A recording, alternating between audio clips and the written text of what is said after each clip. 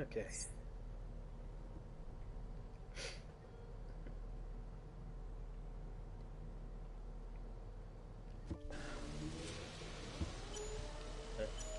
Alright. I have... I can level up now. Yeah, that's nice.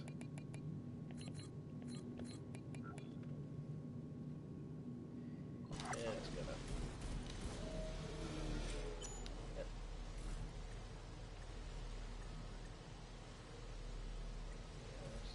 Remember. Says...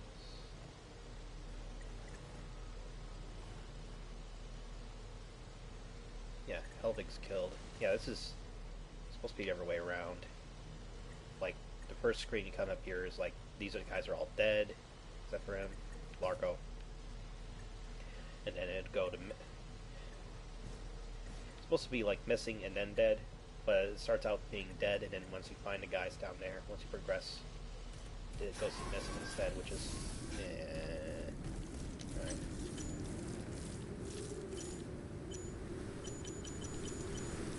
Yeah, whatever.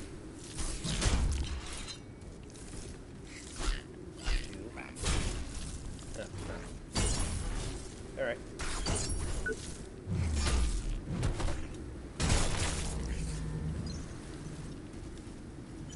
Let's see. Alright.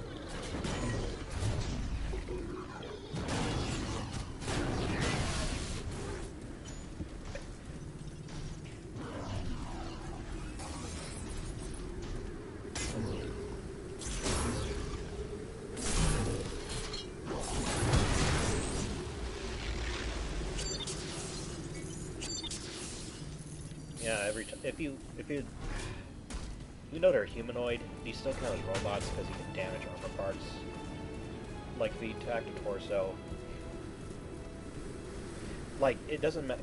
You're not gonna like not get the torso if you keep attacking it and then execute it. You'll get the part if it was armored. But if you like reduce the health all the way, get all red out and destroyed, you also get like a scrap item, like one of these kind of items. Either this or that, I think. Guaranteed if you like get the torso down.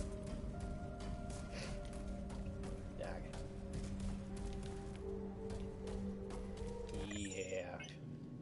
I finished here, so...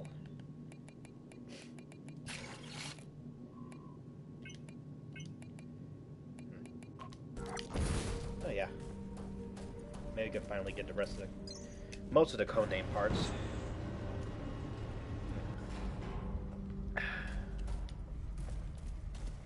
Yep.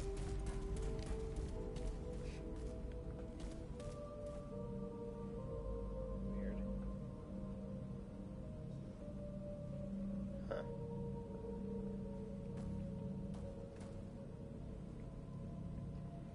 Huh. E7. Huh. I'm trying to remember if that was like there at the beginning.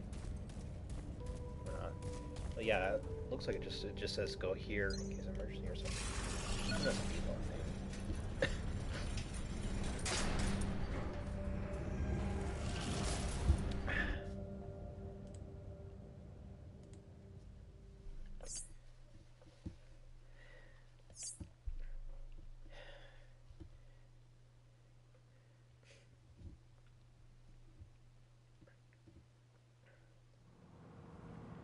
Yep. And I did get the inducer before going out, so... Yeah, good thing is... Shouldn't you be at your designated work site? This does count like... You don't lose any quest progress by going to Korea World at that point, I think. Like later on, there's... Welcome, Warren. Progress the plot. Do I have anything from it? Korea World... No, I don't think so.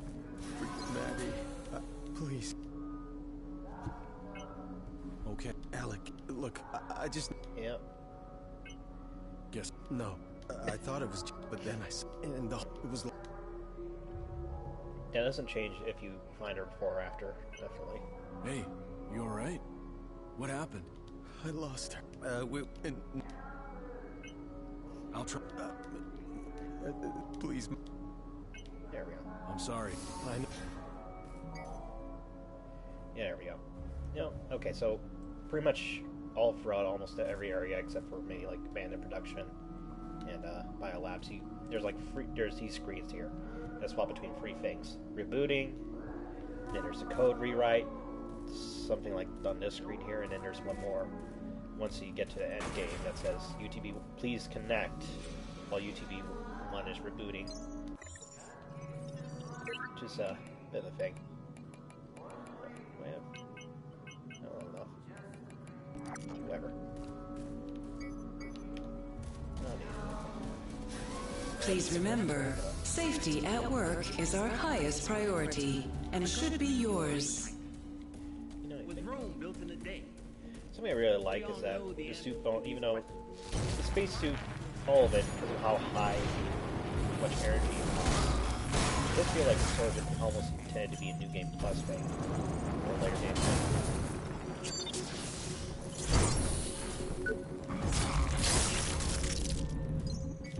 Did I set that up right?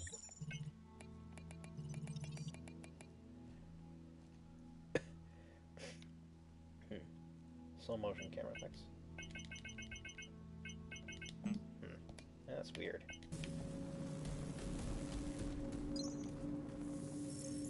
Like this is the first file I opened after this. New chemicals, new formula. I guess, okay, so there's guided tours for this place. I know that much. There's like, this whole thing is just a floor to show all this stuff here, and then even down to recycling of material. No. He had little guided tours, but I'm not quite sure how much of the area is stuff you're supposed to see, whatever. I mean, you got one of their op centers on display. You got a little info point here. Methods allow us to push the very boundaries of science. I honestly don't know if this is actually their first one in production, or if they're just lying about, like, pretty much everything else here. It is a huge task. Okay. I guess this is part of the tour. Whatever it takes. Oh. We will build a new Eden. A utopia? Okay. And yeah, I'm trying to figure out, like, if it's just people who've exo-rigs, or if just pretty much everyone has, if it's a ghost in a shell situation and barely anyone doesn't have a robot brain thing. I must say I'm surprised management was able to send someone over for the inspection, given the, circumstances. Well, anyway, I'm Dr. Gene Barrett, project lead on Utopia, head of R&D. Apologies, of course you know all that. So, let's get straight down to business then. We'd hate to waste your time now, wouldn't we? Please, take a look around. You'll find everything's in order. I'll just prepare everything for our little chat.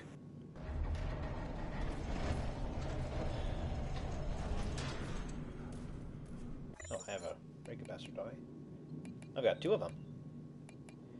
I'm trying to remember, I think the first, like, thing that allows you to store, keep energy. Oh, this thing.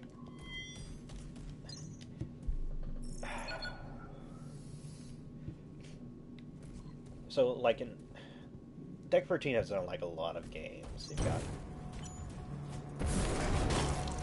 They've done, like, a lot of stuff.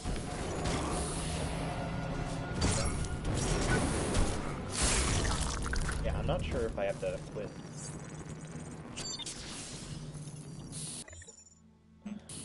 I'm not sure what's going on with the execution thing. I think that's supposed to be going on now, but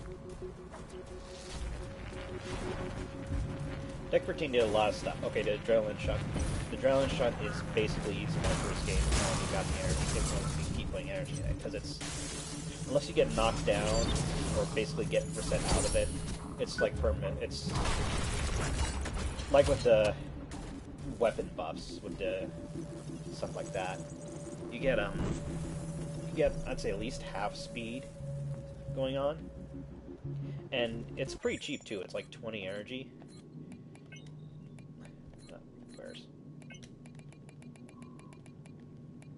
It's 20 energy. It does require a bit more core power than a lot of other implants. The ones that like do for a buff. Like this stuff here, that's all 2 in 1. But slow motion is really, really nice. And the thing is, like, in Deck 13's immediate predecessor, like Lords of the Fallen, there's a lot of stuff from that game that you can see in this one, or vice versa. And they had, like... They had a really nice version of the anti-kinetic shield. Like, they had a... Like, there was, like, 3 magic trees you pick at the beginning, and if you completed a game, you could pick a different one, and then another one on your first playthrough. And they all had similarities and differences. One of them was, like, a decoy aggro thing. I can't with good conscience continue. We need more time. But they say we always say that. Mainly because it's true. Utopia is a better solution in the long run. It doesn't have the side effects of Resolve. Well, not exactly true. It has one large cataclysmic side effect. But instead of taking years, it's immediate. There's no stopping them, though. Those people, those poor, poor people. We're meant to help them, right? That's our job. Otherwise, what's the point? Yeah, every character got...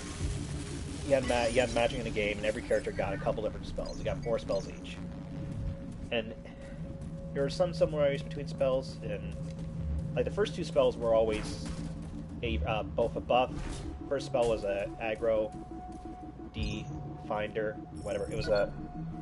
It made a magic clone version, whatever. It was a decoy thing. Every character got one, and it also did different things based on... Yeah, that's good. Yeah, that can hurt you if you're near it. If you attack them in the back, either once or twice, or just do enough damage to your back, they just explode.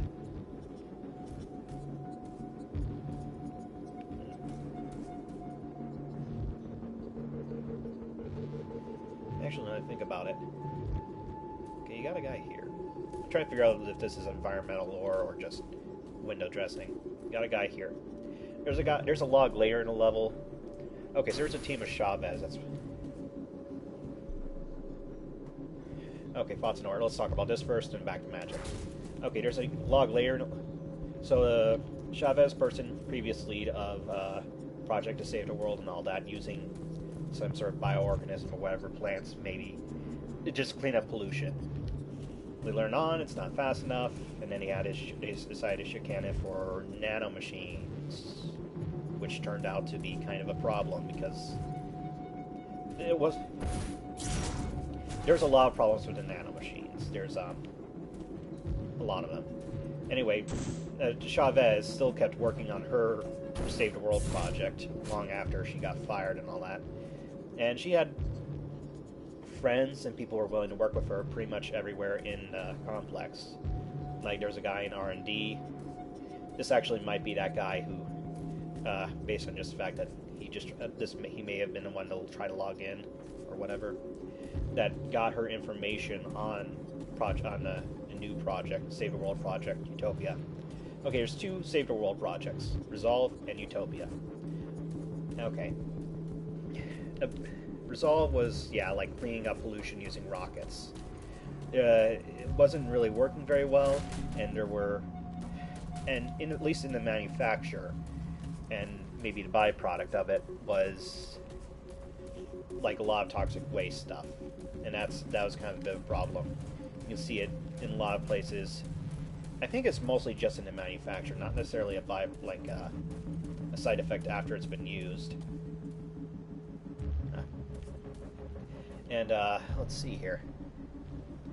And so the big problem with it, though, was the fact that the version they had now, it's implied with dialogue, logs, and a lot of things, that there's been a bunch of different variations on this Project Resolve thing.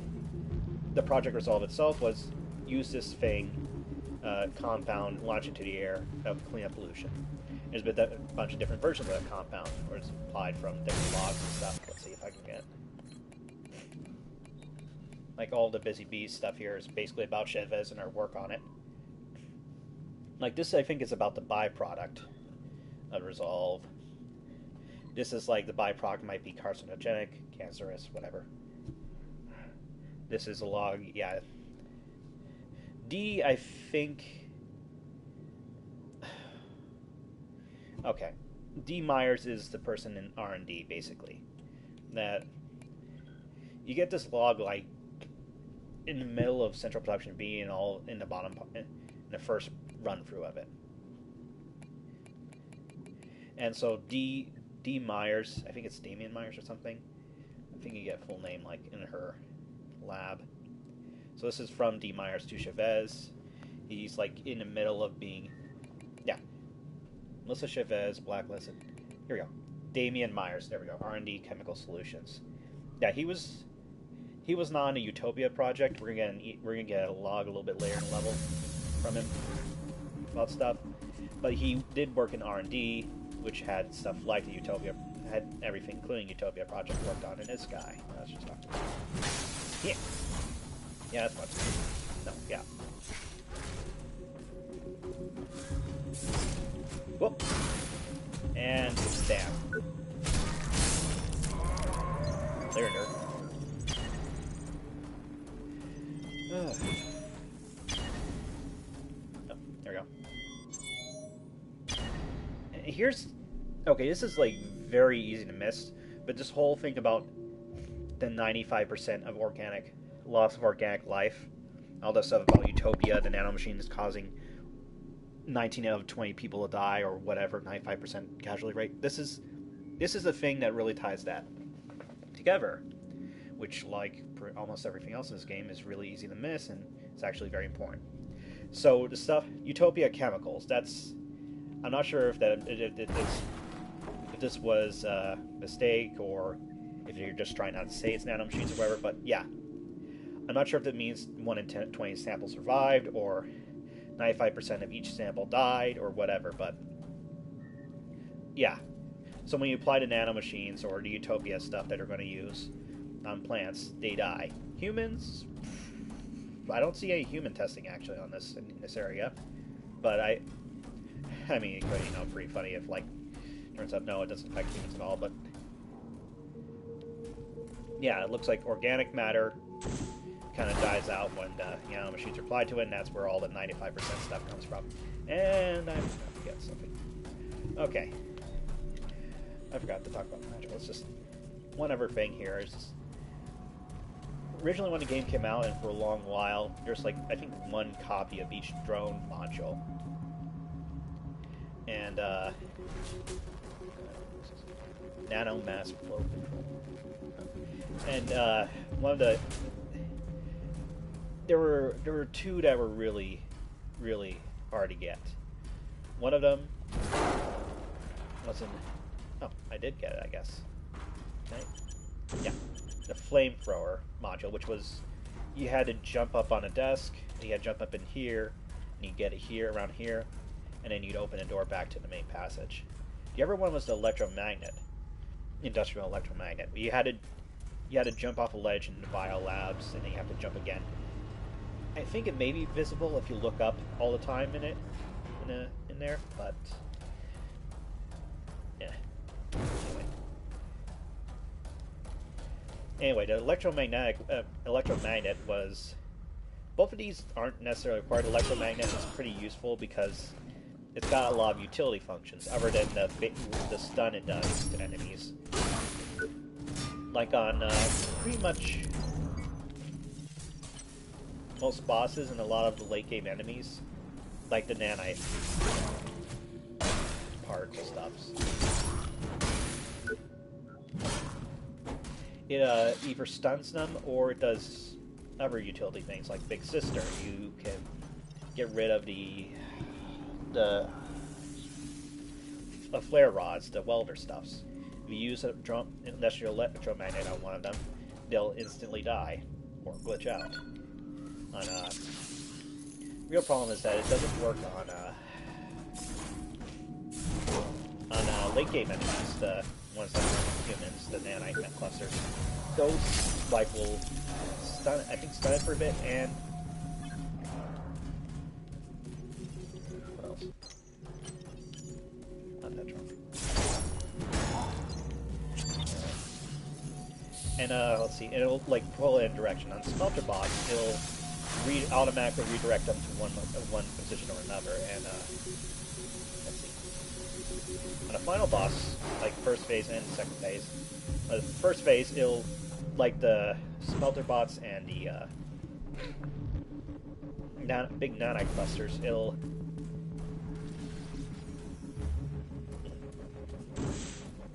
let's see, I'm trying to remember.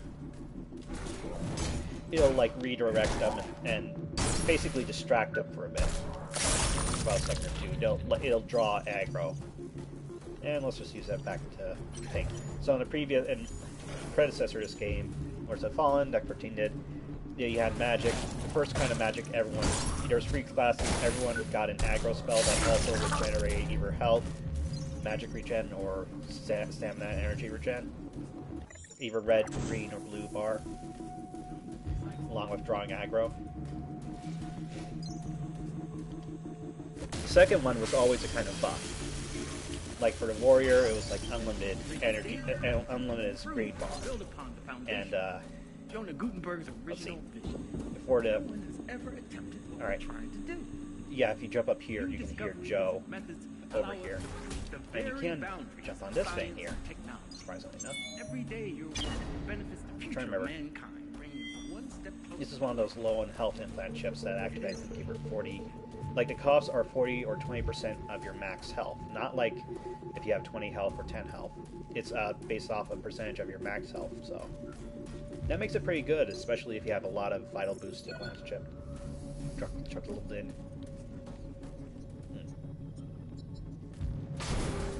So yeah, for second type of magic for each character was kind of buff. The warrior, there's like a red, blue, and green tree. Red tree, unlimited stamina, green bar. Blue tree, you got damage reduction, and you also got a very significant health regen as well. So you kind of think of it as like a plasmic regeneration implant and the anti-kinetic shield you get for the drone all in one, and that was really We're definitely nice. getting there, but the shock to the brain, whether psychological or by surgical trauma, is still real. At worst, they're psychotic. At best, the mental capacity of a 2-year-old. Worse, when that body's power is removed.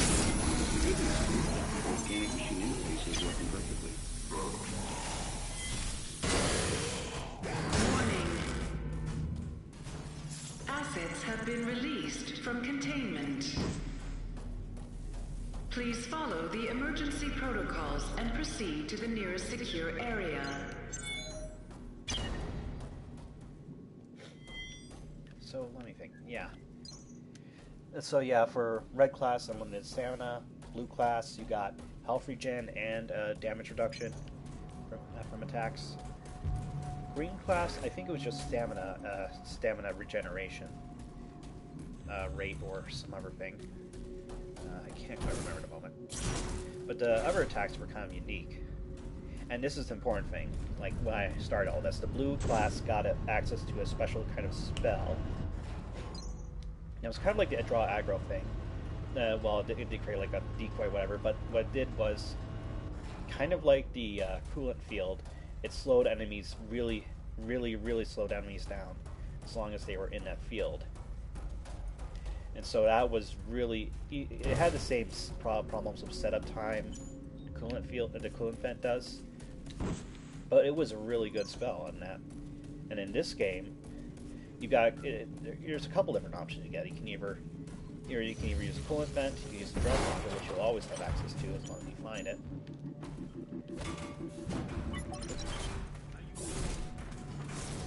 Or you could also use Modoxanil implant or the adrenaline shot implant. Both of those do the same effect. The Modoxanil takes away health. I think it costs a bit less energy as well, though. So it does reduce the stamina, your health a bit while using it, like a health drain. But from Biolabs onward, you can just, as long as you have a slot for it, you can just have a chip that literally slows down all time as long as you don't get knocked down for I think quite a bit. I think they probably reduced it during patches. I think right now it's maybe 20 seconds, maybe 25-ish. Well, it's much less so than it was before. Oh. You're early. Well, good. Very efficient. Everything to your satisfaction. All smooth sailing here, on track, on time. Now, I'll just be with you shortly. I just need to take care of, well, you know.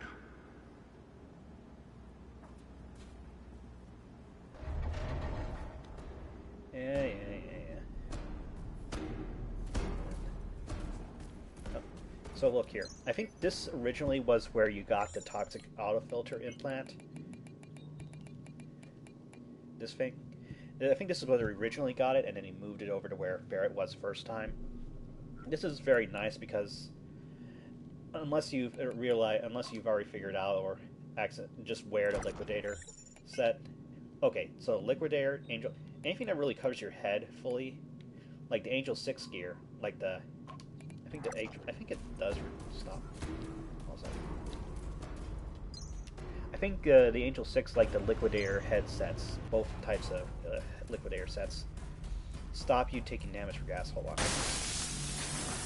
Yeah. So this is a type of gas. It's poisonous, but if you're wearing certain headgear, like this, like the spaceman set, of course, which supposedly has like a completely insulated helmet, or liquidator helmets, which are specifically designed to protect against poison gas and stuff, or equipping the toxic autofilter chip, those are all ways of like stopping that effect.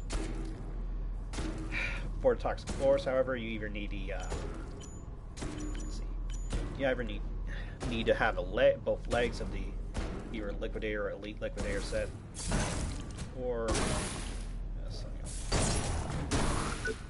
I think that's it. Actually, I'm not sure if the Angel 6 set does it. I don't think it does. All right, I'll take a break.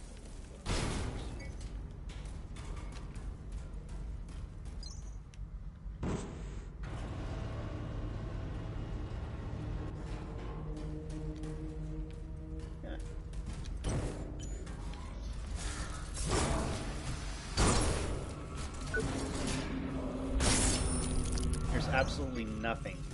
I don't think they put anything new in like any update or whatever, but there's... Okay, there is technically... I think they may have put something in there now. Don't push the button, it says... Don't push the button. And these guys... I think these guys are supposed to have specialized... Either are already aggressive towards you when they come in or whatever.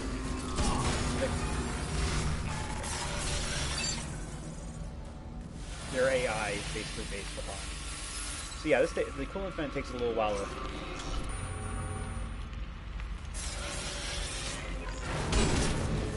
Yeah, you can anyway, coolant vent does require a bit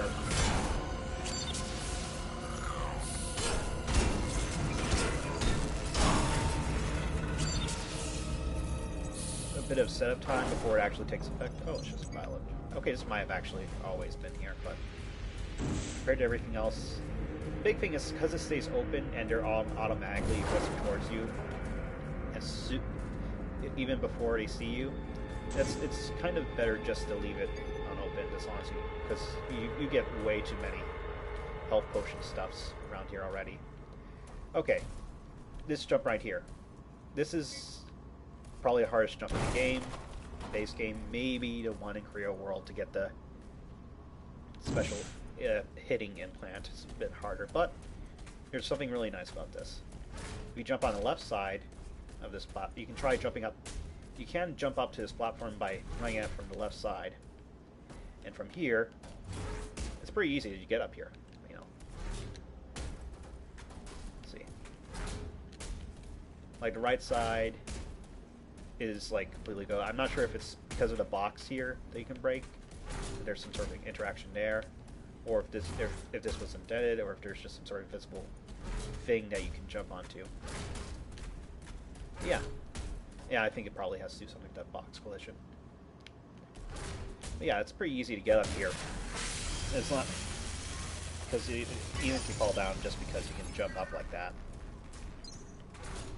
I mean because you can do it even when a box is destroyed like that. That's very nice. Let's just do it one more time. No.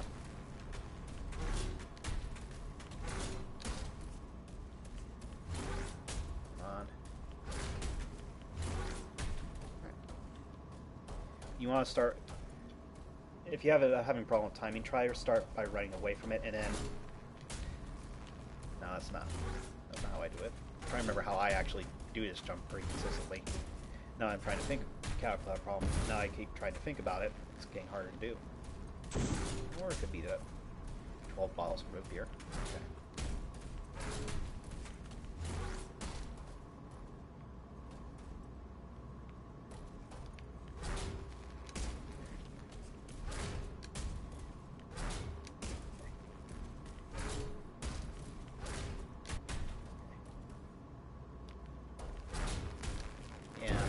Yeah, I'm not quite sure what the trick is to actually once you get up on that white platform to get to the other one.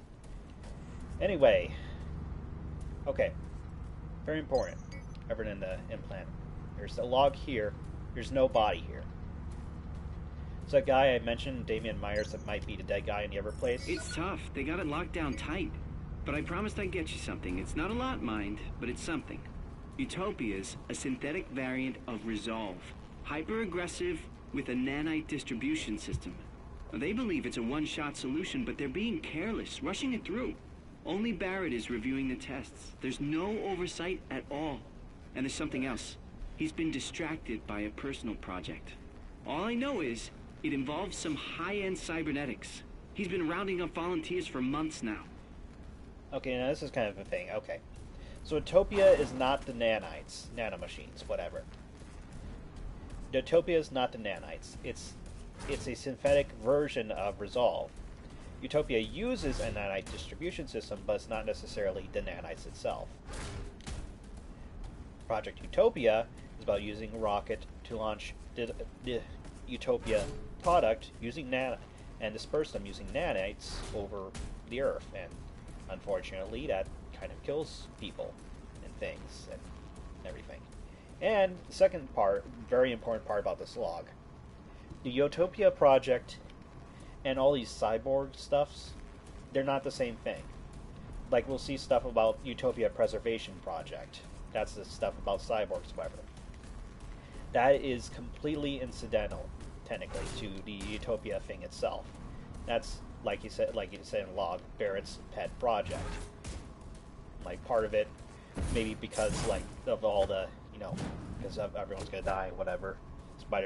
He's being allowed to do it. Or it could be, evil corporation, mega corporation gotta do things. I need that. Hold on a sec.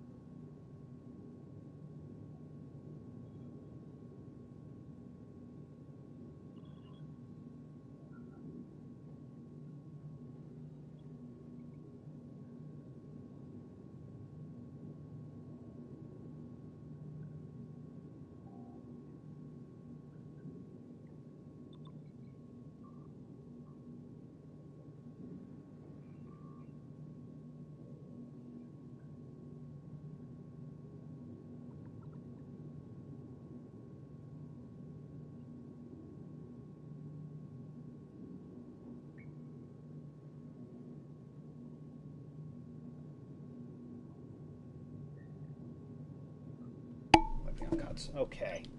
Yeah, Utopia. So Utopia is a synthetic cleaning pollution cleaning product.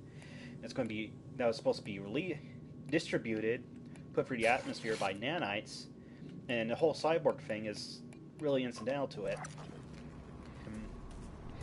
Despite how much it's people in the universe now may try to connect it with stuff. Hello.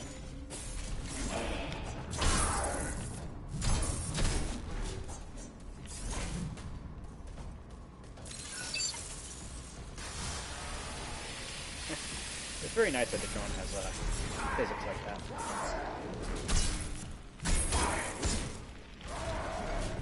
Yeah, fine. Hey! That's weird. Apparently, either the camera mode is just by pressing a touchpad and going to start, but as a lot, I guess you can't do that. Maybe I just press the left and right side instead of the other one. Anyway.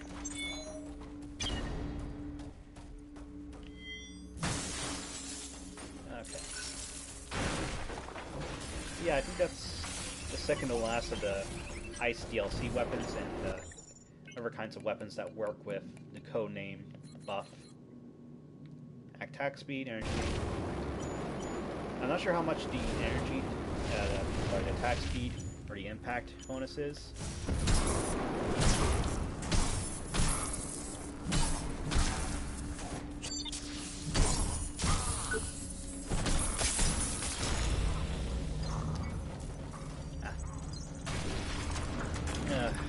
But the energy gain, okay, energy gain is basically a sum of your default thing, and then implants you have, and other stuff you have. Like specs. Okay, see in the bottom middle, next to this second blue circle, that says 100%. There's energy gain. There's 120% energy gain. Okay, there's three values there. Energy gain, energy decay, energy consumption. Energy gain is that there is like the sum of all of the stuff that you have that increases energy gain. Like your weapon adds some energy gain. Yep. And then you'd start out with 100% energy gain. And like, what happens is the game divides that by a number. Like for a while it was 20. I'm not sure if that was that at the beginning of the game. Yeah.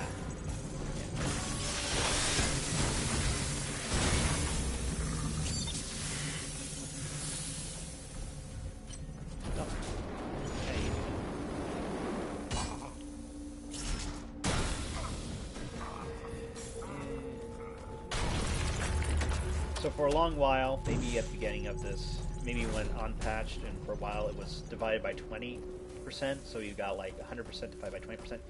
You got about 5 energy per standard hit, like your initial hit, and then subsequent hits, I think, is a multiplier times that energy gain, like more or less, like dual-rigged spinning attacks. You got... It rounds up as well, like if you'd get like 0.25 energy on a strike from like doing multiple hit of a combo with a twin rig, that rounds up to 1 energy per hit. So that's part of the reason why dual rigs are not the complete worst. That rounding up really helps with making dual rigs much more viable. And okay, about this time here, when we get back to Central Production B, you see this is a second of free screens, free animations, whatevers, of screens in a bunch of places throughout the game. Like the first one is the system rebooting message. Second one is a bunch of code, and the third one is the UTP rebooting message, the rocket rebooting message. So while you're in R&D in the base game, you go from the system rebooting to the system doing another thing, and you can get a system log. You can get one of those one of these failsafe protocol logs about that. Like 90, so this is 96 hours when you're starting to go through production B for the first time. And then a bit later you get 97 and a bit log. It says just doing these specialized measures of like, okay, everything's kind of we've got a lot of missing data, everything's corrupted.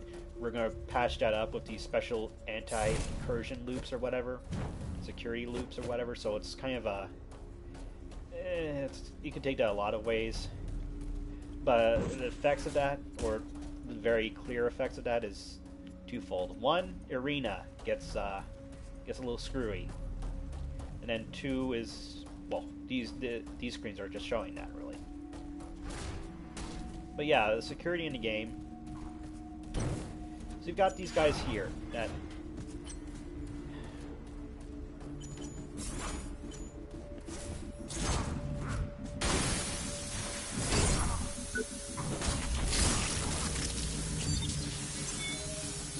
need to actually like try and make some of this armor just to read a description here. But I don't think these guys are supposed to be part of security. You're still literally part of a cleanup crew and or actual people who clean up messes or whatever.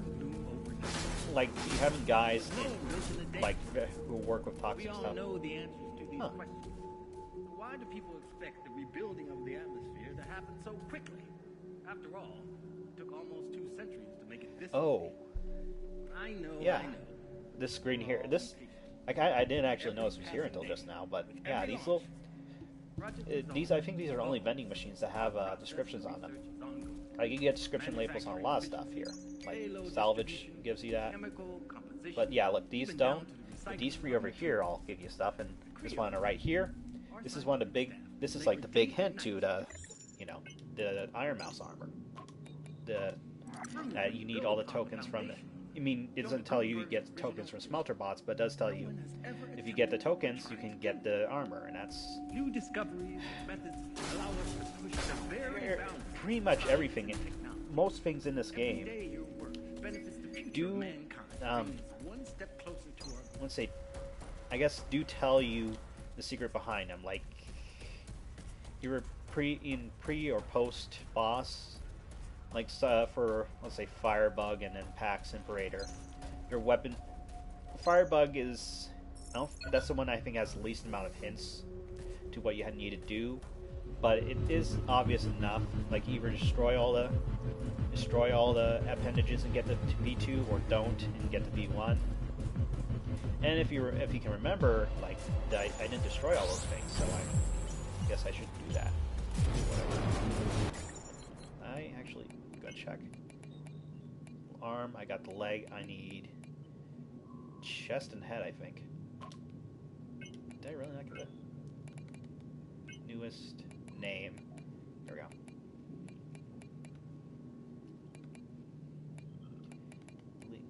Yeah, okay.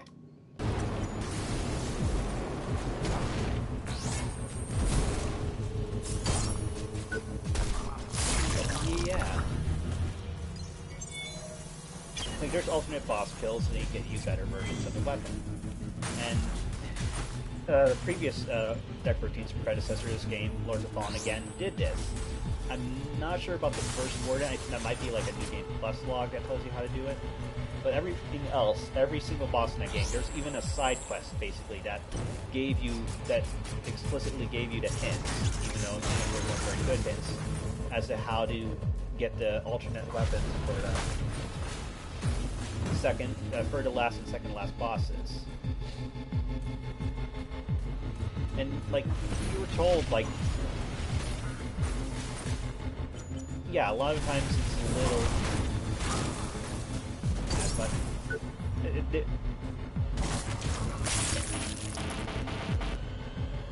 there we go. It's start. You cannot change Born's expression, however. This is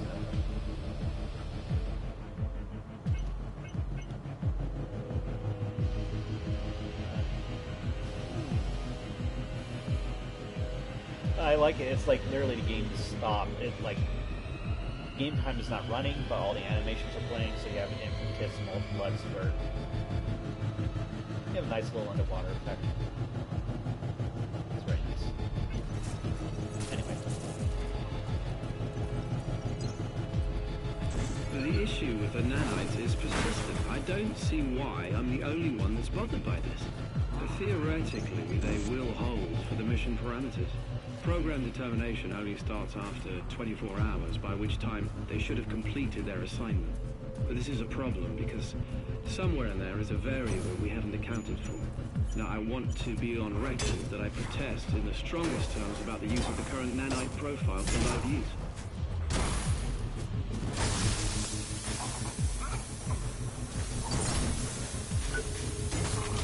Yeah, that log there. That's one of the big logs in the game. That's not too hard to miss.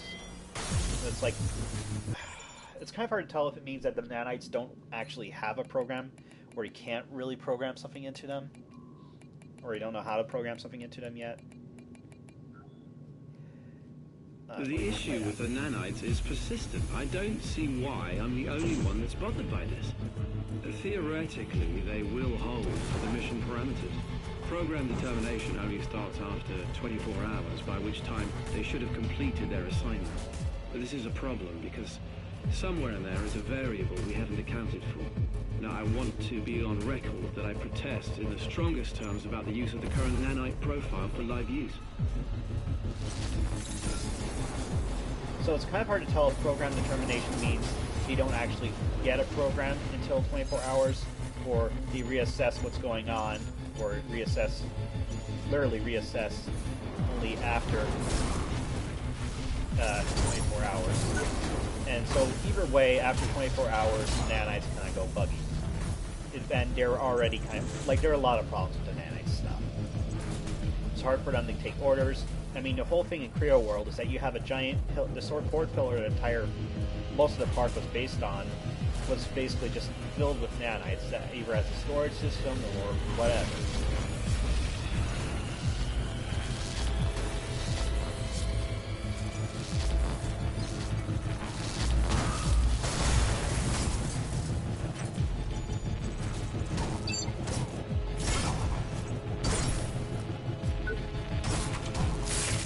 And, okay, so, like in the last area of the game, you can find there's like, you go for a nitrogen cooling plant.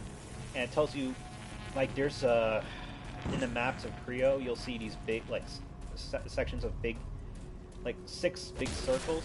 Those things are all, like, nitrogen tanks or something, based on all the stuff from the nucleus and whatever. And you can kind of, I think you see a bit of it in the biolabs as well.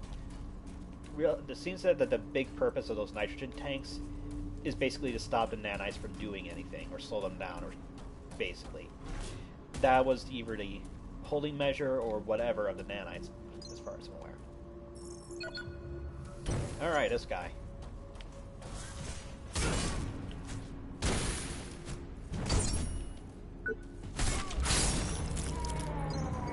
Not this guy, okay. And that's all the codename weapons.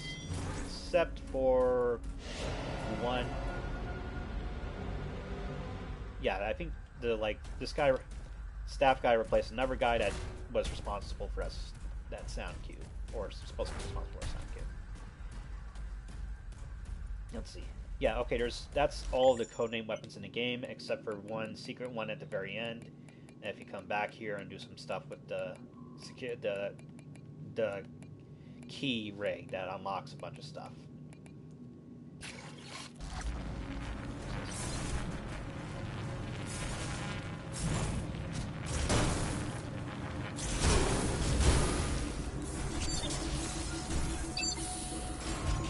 One thing I admit I don't really like is that you have to unlock from the camera in order to use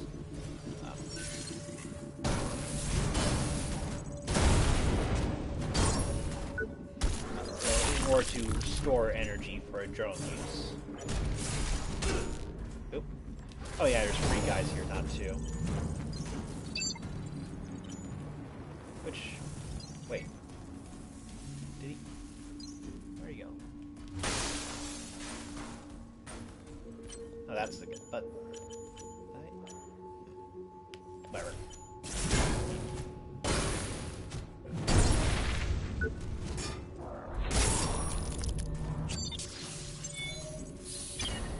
Ah, here we go. Here's where the rig capacitor XL comes in. And I don't have any level up stuff right now. But if I could equip it, I'd immediately switch over to it, because it's 1 energy greater, and you only get 10% more out of it. But that's, in terms of implant slot efficiency, that's still pretty nice. And I mean, you start out with a original cap of 48 energy, but it's pretty easy to raise that to almost double or over double 1 or 2 implants, especially with the DLC giving you the XL versions, the Palladium stuff. Like, how much is that? have that quick. The Palladium, like that's almost that 36 at max is almost 3/4 of your standard energy bar. So I think, and you get like two. You can get two of the max XL types, the Vital Boost XL and the Palladium XL, and I think the Statima one as well. Like you get one of each type just from doing the second half of Creo World, and then the second one. I think I missed this. Like you get one copy of each from just doing the game normally, and then you get another copy going for Creo World normally if you can find them, and then you get a second copy from a overload thing, like level 85 overload thing you find pretty early in the second half of Creo World. And I missed the second Palladium cell, so I have to go back to that at some point. But yeah, you get two copies of each max implant level. I just want to find out how much. I was doing this to look up how much max energy you could get with one implant. If I can remember what the letter Palladium is. Yeah, you can get to 60. That's more than, like you start with a max of 48 energy base energy, and then you get. I'd like to welcome back Jonah Gutenberg, founder and CEO of Creo. Jonah, thank you for coming. It's always a pleasure. Thank you, Don.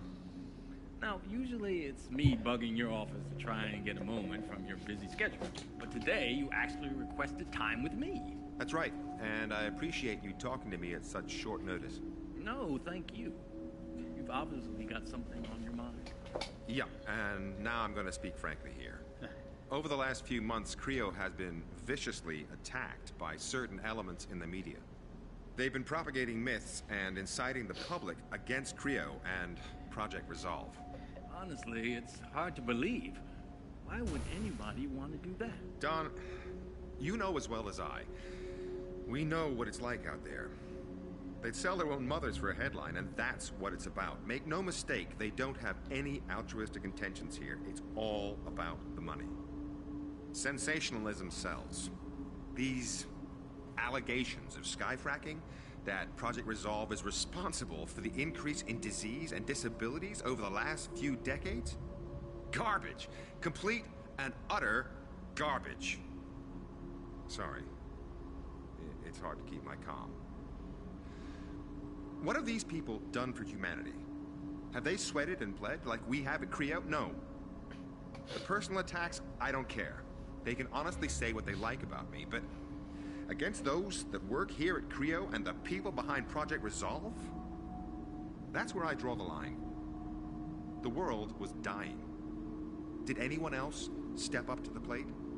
Did anyone else raise their hand? I invested all I had in Creo and Project Resolve because I want to invest in the future of humanity. Unfortunately, this story is all too common with the so-called press and left-wing media. They'd rather make up a story than follow the facts. But what about the people and the growing sentiment that we should be looking for another solution to Earth's problems? The people? They will point their gaze to whichever way the wind blows. It's in our history. No matter how many times visionaries throughout the centuries have worked for the betterment of mankind, they've been demonized, roasted alive as heretics. There is no such thing as gratitude from the masses. You must work for the species and yourself, or not at all.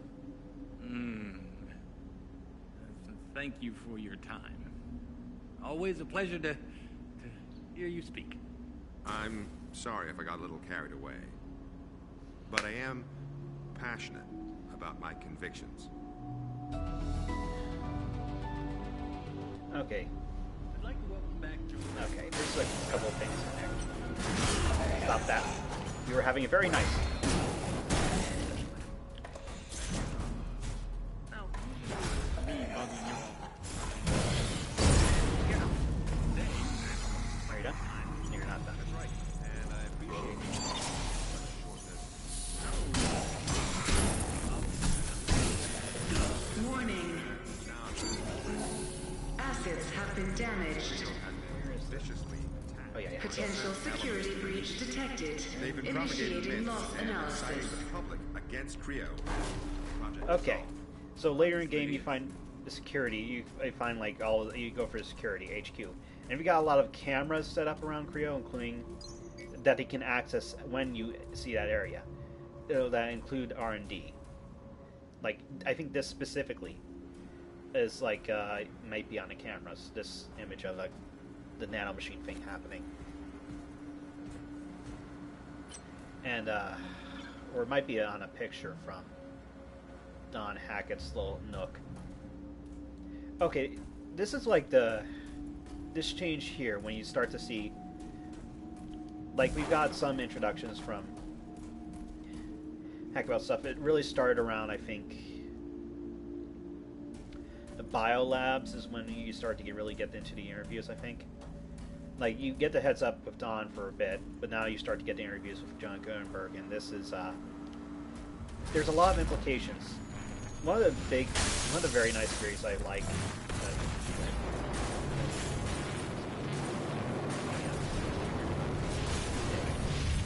is that these interviews didn't happen like months or days or weeks ago, but are actually happening hours or a while back. And this is...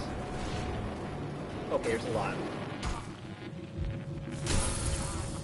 possibilities here. But... Okay. Okay, so it's pretty easy to figure out. There's a server in the executive forum that has JG on it. JG is not at his office. It's implied that he's been missing or gone or gave up. A lot of stuff.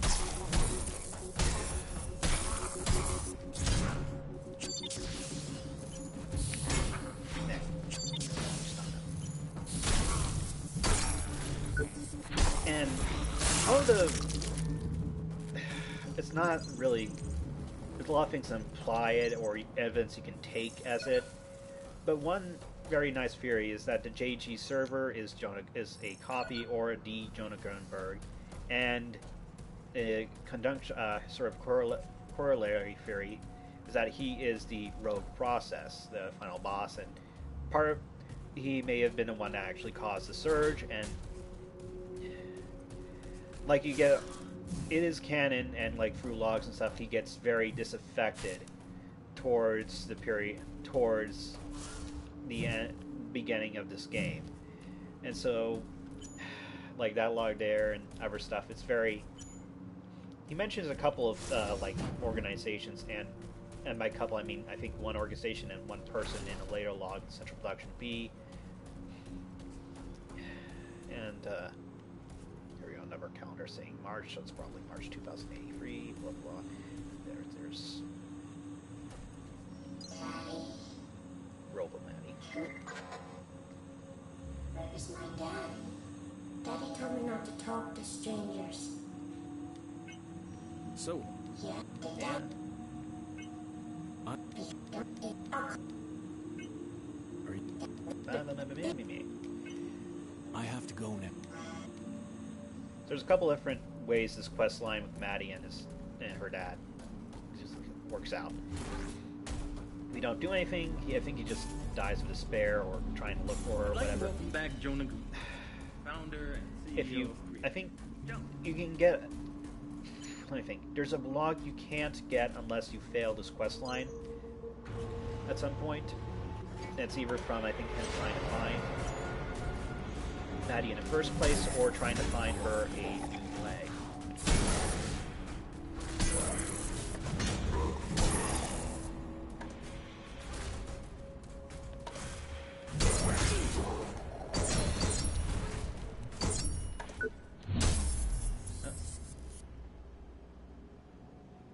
I'm just gonna...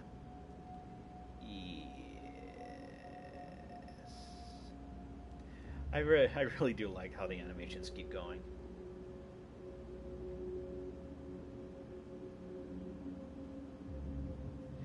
Excuse me a moment. There we go. Okay.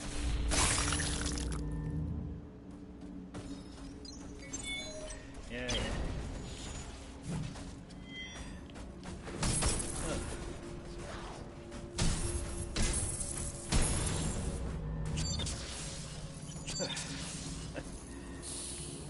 Yeah, okay, so there's a log you can only get by failing the Maddie quest line, where I think you can get either by not interacting at all or going through the first part and not getting the leg.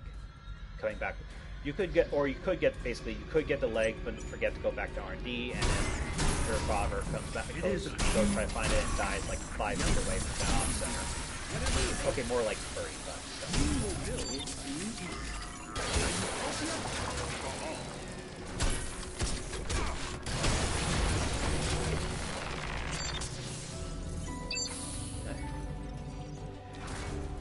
and that log basically it kind Followed some people to R&D, kept out of sight.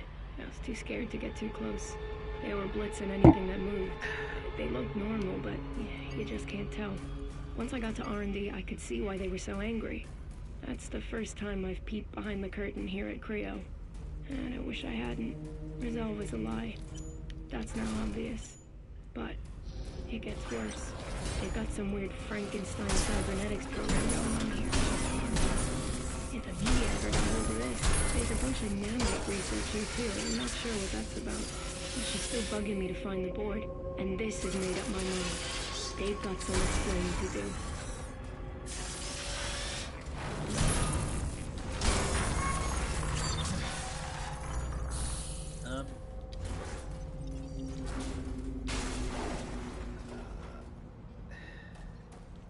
This is funny. Okay, this is kind of funny.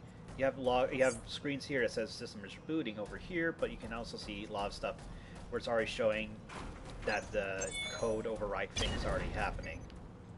I do like how they give you the V5. They start to give you, at least for endurance, a V5 thing here, as opposed to waiting until Nucleus or Executive Forum. That's kind of nice. Anyway.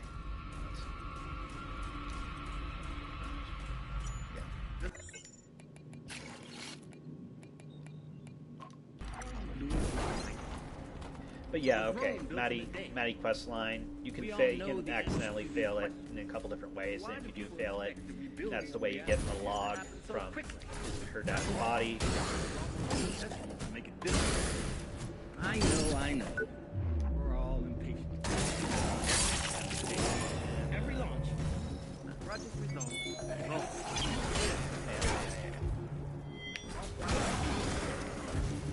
Manufacturing efficiency. Payload. Yeah, that does count as an attack. There are 2 swipes. So, even though they're already free, you can't make it. Labor day and night.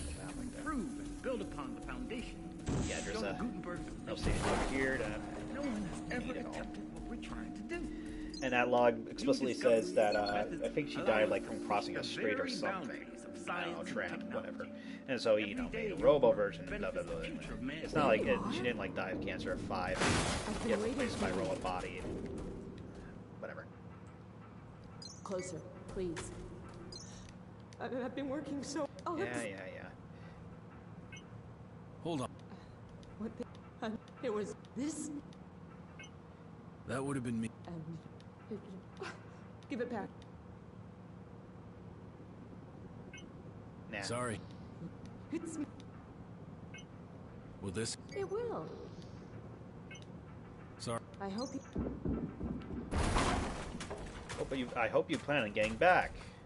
Yeah, if you go back to her hideout, it automatically locks. One of the more advanced bloodhound thing comes in. And, yeah. And I think... even if you do give her the scrap... I'm trying to remember. I'm not sure what's going on here. I didn't turn that on, did I? Yeah, okay, that's not on. The sequence fake is working, but there's a combat hit slowdown thing supposed to be activated as well. I didn't put that on. Weird.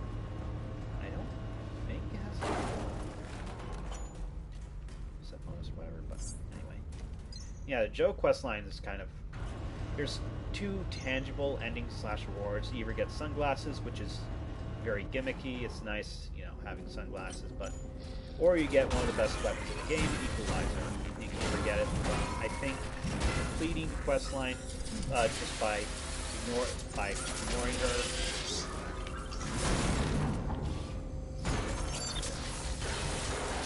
by giving your tech scrap every time and not just giving the equalizer to get it. And instead, you just give her tech scrap every time.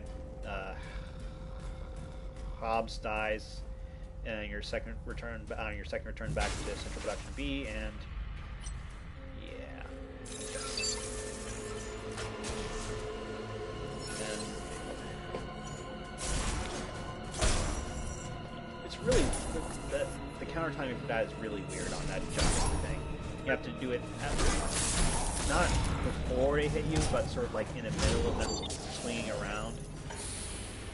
I don't think I got their legs yet.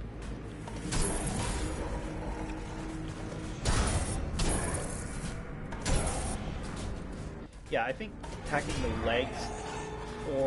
legs unarmored or head does more impact damage than not attacking anything.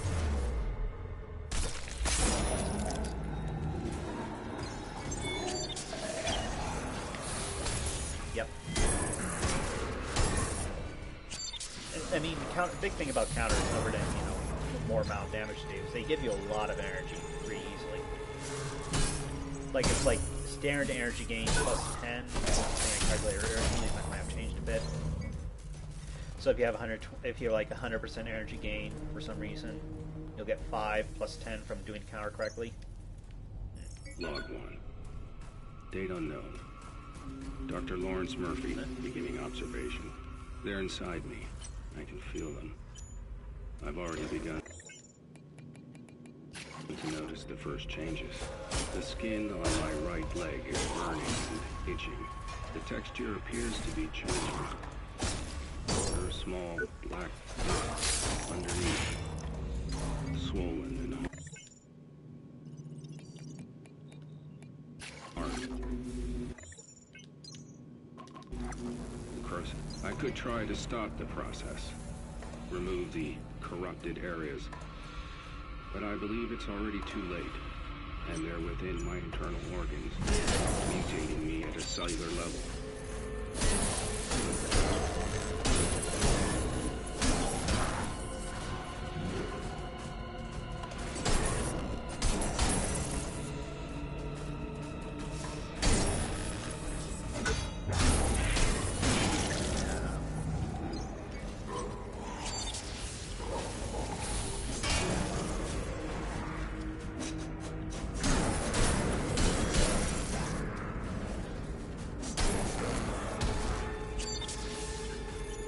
So I think even if they don't have full armor, the cyborgs do regenerate health very slowly in their first life, at least. So that can actually jip you out of an execution if you get it to below 20-ish% or so, and then they go right above it while you're trying to hold the button down. I think like the execution cost is like 20%. I don't think they changed that at least. I need to like do some offline testing, whatever of that. Whoa. Yeah, that's nice.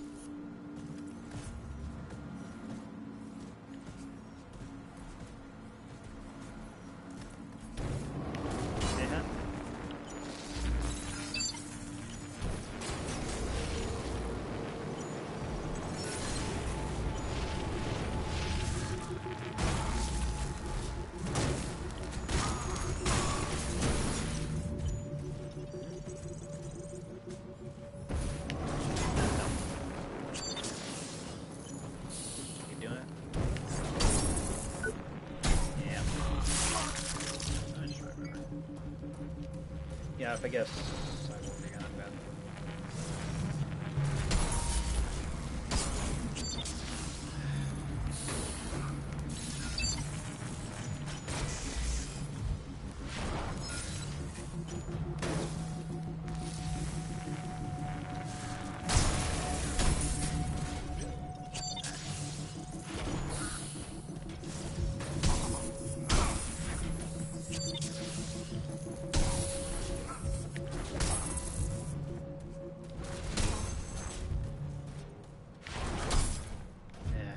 I'm not sure what the counter timings are on their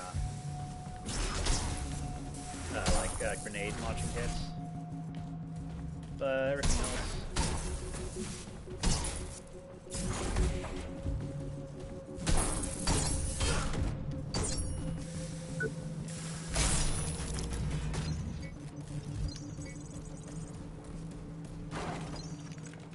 So yeah, the security guys, so the guys in the liquidator suits here, it's hard to tell if these guys are the people that Mallory talks about in her log about how there's a bunch of angry people coming in here shooting and like beating things up or whatever, and they look sane. Or if these are just regular insane workers, or if they're actually part of security. I don't think they're part of security, but I need to make their armor. Check that out. Even down to the recycling of materials. This is not a scheduled break time. First word, brother. Okay.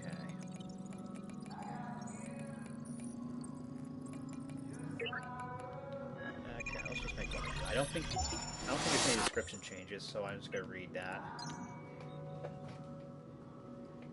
Elite hazard here. Yeah, so this description here mentions vapor-proof hazmat shell rebreather. So basically, so that kind of tells you the head of the gear, like the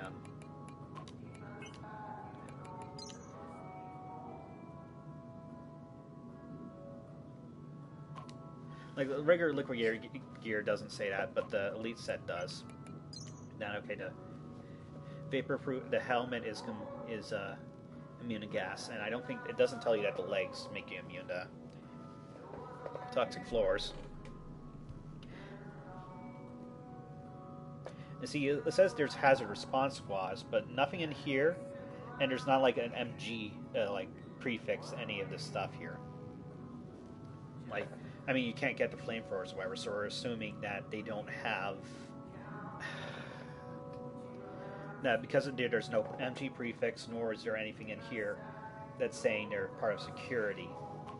I don't think they're actually like part of security, and they're just either people who are just there to work, that like help clean up messes, or in terms of an elite set, here to also clean up messes. I'm gonna grade a staff or something.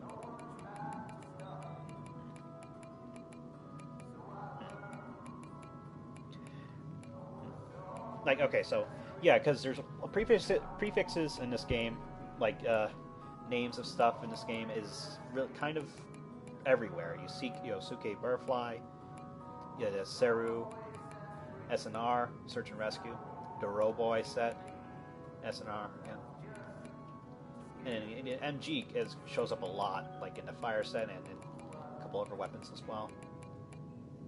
And you got a code name here. In Esther, that's like a lot of stuff as well. Chop Master, I don't think that's actually anything. But let's see. And for things that are based and modified or distinct or undistinct variations of stuff, like yeah, you can kind of Corroded Butterfly. That's just a version of the Yosuke Butterfly, so that doesn't get a prefix. And then you have Rhino. Rhino is another prefix. You got Liquidator and Elite Liquidator, probably either made in house. The armor is made in house, or there is an affirm for it. Kling. That's another company that made stuff. And then here we go, Creo. Like this is definitely made in house, and there's even a thing about it how this is like a in-house invention. And this is like, I'm not sure if this is like there's a way to tell that this is explicitly made out of something else or whatever, but I'm pretty sure the codename Parsifal, codename Parsifal 2.0 counts under the codename buff that the Spaceman suit gets. But anyway. Okay. I'm sorry.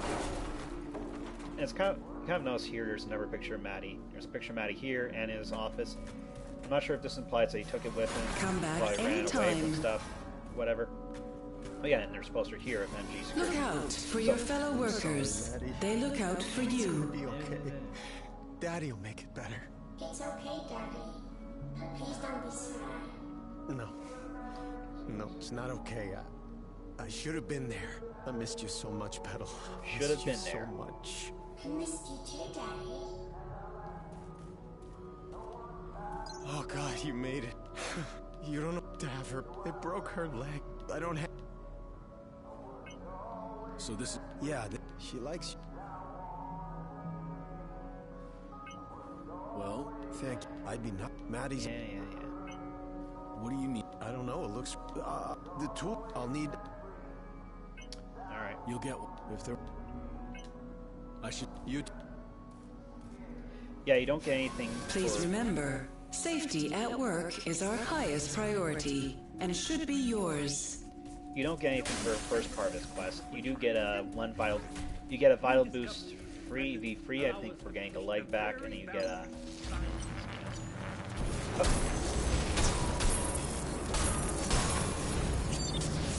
So that's the thing about the anti-kinetic shield. I think it protects more against elemental than it does physical attacks, which kind of makes sense if you have this big holographic shield thing for you and for enemies. I mean, and since elemental attacks are kind of a big thing in the game. Anyway.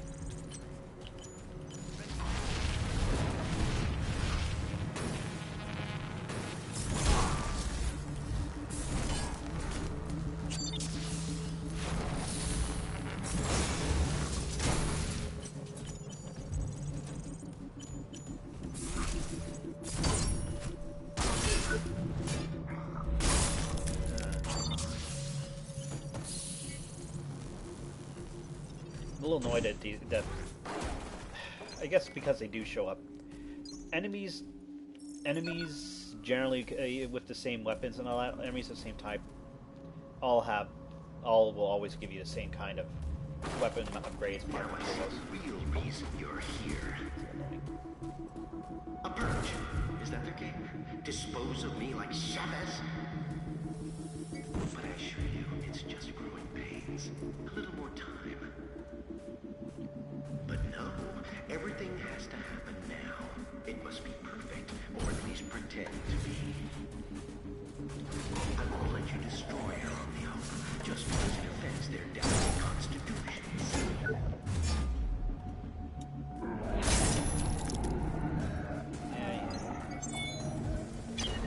Oh, I didn't get the armor.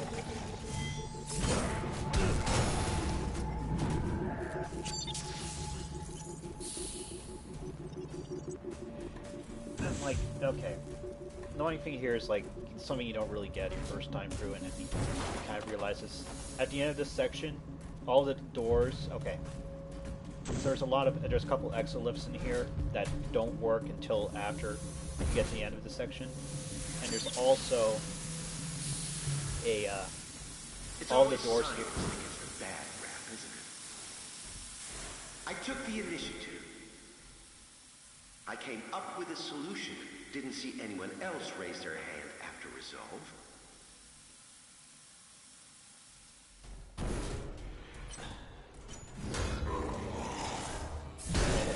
All the doors that are open or closed stay open or are locked as open as or closed after the game.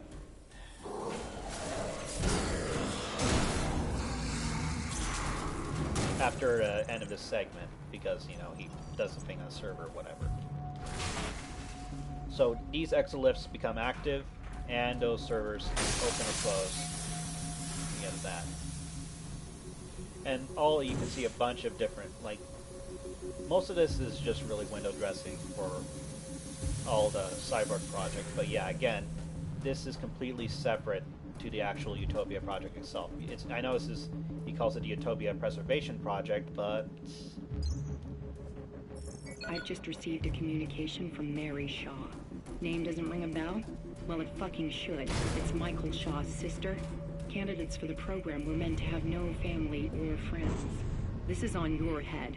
I expect this situation dealt with quickly and quietly.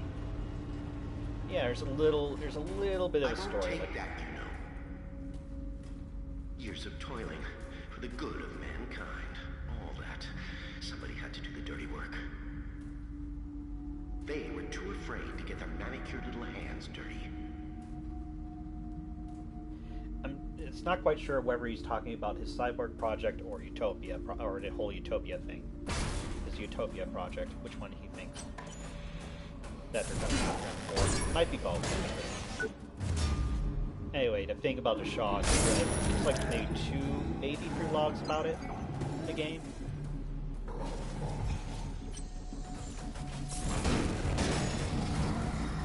And like you get a couple snippets of it, and you get the resolution of it in this area. You can get the resolution of it in this area after you get to the end of it, after the exoliths open up. And yeah, here's just more window dressing. Same repeated screens. And he's gonna probably talk about A little too old for hide and seek, aren't we? Come out, wherever you are.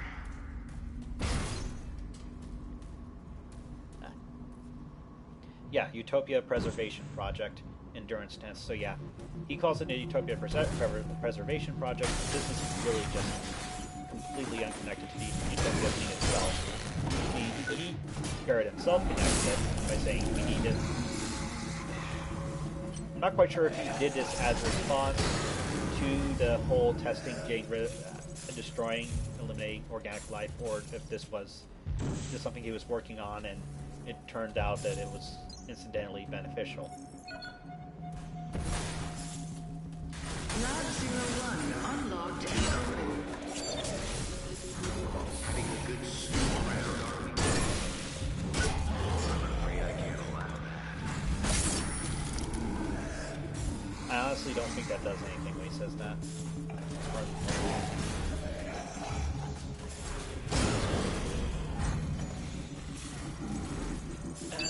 I'm not sure if that I'm afraid I can't allow that means that he is revealing or implies the existence of why the bloody Proteus unit is there, even, or something like that.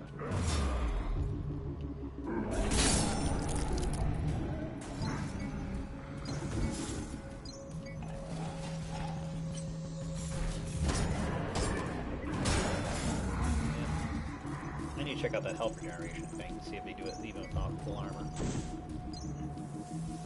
You trusted me this far. We all want the same thing. We've looked at other ways, and there's always going to be risks. Utopia works, guaranteed.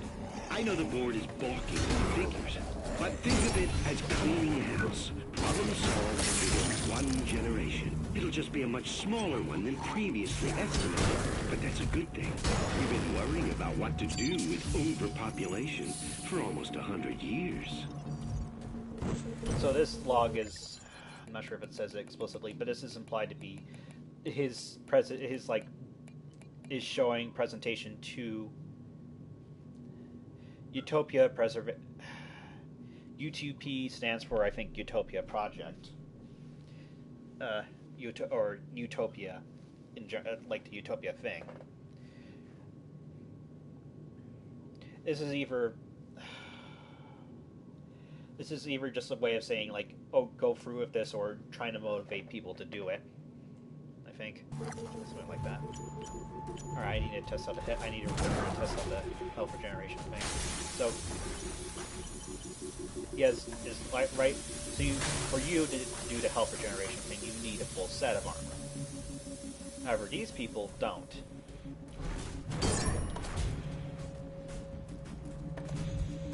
Yeah, they even without the full set of armor, they do regenerate health naturally. I'm not sure if I'm just missing it, or I think they're still like they just constantly regen a small amount of health, maybe more. I wonder. It might be like the. Let's go see how long if they do it back to full or not. Because I'm like there's an implant like the auto aid stuff that if you go below a certain amount of health activates. Like I wonder if how it's like mechanically done. Like in terms of like, not like in world, but in terms of like how the game does it, is that it activates that auto-aid implant, or a kind of auto-aid, specialized auto-aid implant for these guys once you get their health low enough or something. And then it does a reverse version of that, or maybe uses a modified modaxonol implant to do... yeah, you do a little more. Yeah, I'm gonna use low damage weapon. I don't think it's like on constantly.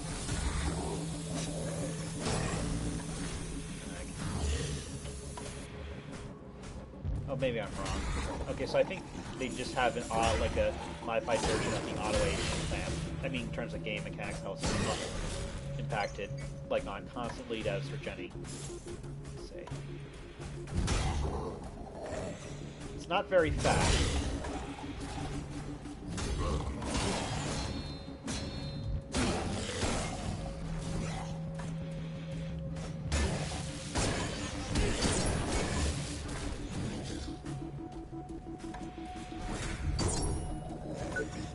But it's just they have a constant health regeneration even without any armor. It's like if you're just generally, unless you're having a long, prolonged conflict with them, you're generally not going to see it. But yeah, it's there. And once they die for the first time, they get a health drain effect, which yeah. And okay, you do. This is one of those mandatory overcharge things that's for level 10, just in case you don't level at all or whatever. And then that whole thing, Barrett says, I think it's mandatory, because you have to open, I think it's this door here. One of these doors here. I think you can also open it from upstairs there. That says, I think, open door, laboratory door number 1. You have to open this door in order to get to it. And I'm trying to remember, like, just what dialogue you can skip by not going through the back corridors. And here's the mini boss. This is okay. This is a bit of a. This is something that this boss doesn't show, but a lot of other bosses. The fourth boss, Black Cerberus, and the second one, the final boss, both have this problem where their sliding attack, not along with doing impact damage, their sliding attack does damage, or the slide itself does damage.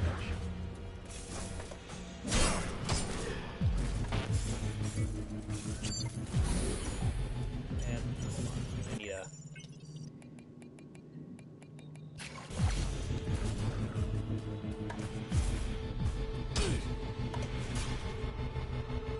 What?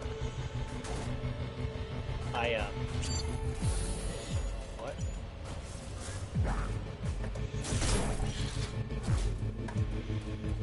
Like, your slide doesn't do that. And, like, if you tried it when you do a slide in a final boss fight, sliding attack in the final boss fight, you...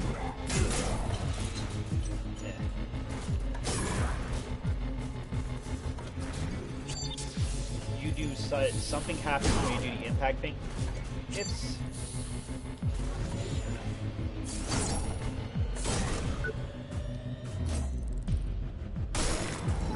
weird. It's, okay, so Black Cerberus and the second phase of the final boss both have a bit of a problem with their sliding attacks, where the slide itself does damage, and this is really annoying. Put your fingers in others, isn't it? So tell me, who is the real monster? The wolf devouring the sheep, or the hunter murdering its cubs in their lair? Annoying is an understatement. It's very hard to dodge, and you technically can counter the slides themselves. It's very compared to the rest of the game. Yeah. Attention, please. Contingency protocol for asset preservation has been activated. Opening containment cells. You didn't really think I'd let you sacrifice the future of mankind because management suddenly grew a conscience. So what now? Going to be a good boy and finish me off? Murder me in cold blood? You know that won't change a thing. It's too late, you see. I'm not sure if you can kill him to stop this from happening, but you can't actually like get there and interact with this object before he does it. An inquisitive mind. Things without all remedy should be without regard, right? What's done is done. I mean, what he just did right now is basically just unlocked all of this stuff, all of his cyborg stuff, so that way, even if he dies, his legacy... There are quotation marks, not big enough for this. What the hell is this freak show? This freak show, as you call it, is my legacy and the future of human life on Earth. You failed to see, or maybe you chose not to. But I'm trying to save mankind here. Not just the species. No, I'm trying to save all of us. We're flawed, incomplete. We're not yet prepared to re-enter paradise, you see. We wouldn't survive. My Homo Machinalis could change that. They are the living proof that we could be more than human. We, all of us, could fill the world of tomorrow. He's got a bit of a religious thing about the Utopia thing, or about the Utopia project and what would happen after Utopia's worked. So, these... Not pretty, is it? But the truth rarely is. Just think of it as an upgrade to survive the world of Utopia. Our meat machines are inadequate. We won't make it unless you hightail it back to your master's tower. We have the will to survive as individuals, but as a species, we need a push. There's no winning without sacrifice. I just wanted a level playing field to create a utopia for all. So the Utopia, here's a bit of here. One thing, you won't survive unless you go back to your master's tower. So part of it, and you get logs later, that if you're in a bunker or something, you can survive at least the initial wave of Utopia. The Utopia Dispersion Project itself, if you're insulated enough. In a bunker or otherwise, like the tower. Second part, this wasn't just something for... I think there's a lot of blogs and stuff about this. He wanted more than the... Part of his motivation for doing this is getting more than just the elite of the elite to survive. So what about Utopia? Let me put the record straight. Unlike Resolve, which will exterminate us slowly and painfully over generations, my nanites do a quick and clean job. I've minimized the suffering, a fresh start, a clean slate for those that remain. If that concerns you now, then you shouldn't have tried and stopped my little pet project. Anyway, I'm sure you'll be safe. Go on. Go smoke a nice fat stogie and watch the apocalypse from your glass tower with the rest of them. Yeah, he thinks of it like the post-Utopia world is there's a lot of little religious stuff here with him. And it's just kind of like, he calls them my nanites, but I'm not quite sure if he was the brainchild behind actually the nanites itself, or if he is just part of the team that created them or something. I think you've got me confused with somebody else. I'm not working for the board. Maybe you are. Maybe you're not. This place is going or we're already there and didn't even notice. He's really weird, because he's like both being optimistic and cynicistic, and it's just, So you know what's going on here? I'm honored by your assumption, but even I have my limits. I do know a mob stormed my labs, and my colleagues are either dead, dumb, or simply gone. So much for security. And what's the board doing, Still twiddling their thumbs over the launch of Utopia? I submitted my final analysis weeks ago, and I'm still waiting. We need people who can make decisions around here. And here's a big thing here. He says, like, my colleagues are dead, dumb, or whatever. Some of his colleagues are alive, zombies, whatever. But his line here, so much for security. That's kind of important here, because it's implying nobody in here, including Liquidator stuff, are security.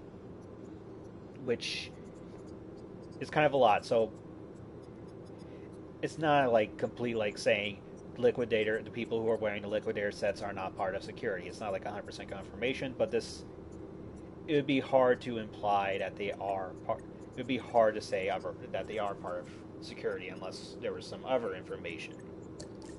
Like, based on where they are in the game, the Liquidator guys.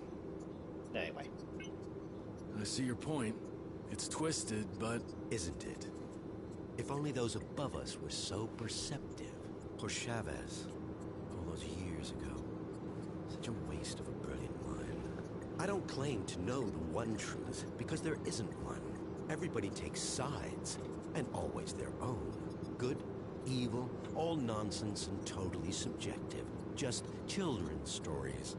As we grow older, mortality beckons, and so we reach for the divine. Same fairy stories, different binding. The individual must be prepared to sacrifice himself for the many. The species is what's important. I think right there is a bit of a writer's or authorial fiat going on. The part of it is him talking about it doesn't matter, his doing a self-sacrifice martyr complex thing for his pet project or whatever. Other part there about there not being just one truth. There's in the Surge isn't like Dark Souls or some other kinds of games. This is a game that has several different kinds of questions. The lore of this game, there's open questions and closed questions. Stuff like the Shaw thing, that's a closed question. There's bits of detail missing, of course, but it's pretty much an open and closed book. And then there's other questions like what the Surge is, what the rogue process is, and other things in this game that are very deliberately open-ended and are mentioned as open-ended, like the guy who's being infected by nanites or whatever. He talks about maybe it's like this, maybe it's like that. Mallory, the White Rabbit, he talks about maybe it was maybe the robots revolted or something. Maybe it was like this. And even here, Barrett is mentioning Barrett's saying there's not necessarily one right answer, and so while there's some details like are the Liquidator sets part of security, did what exactly caused the Surge, if not the Surge itself, what caused the conditions for the Surge to happen? What about the production line? There's a lot of questions that do have definite answers, and a couple questions, very significant ones, that don't have definite answers. Hold on a second. I need to check here.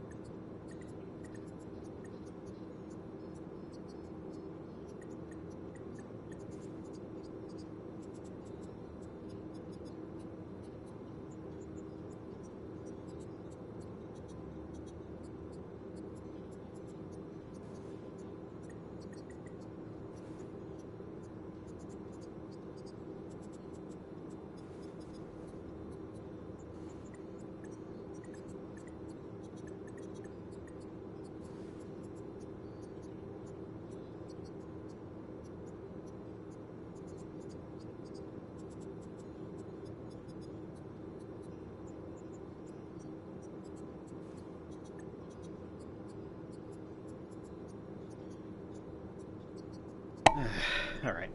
What about Chavez? Yes, what about her?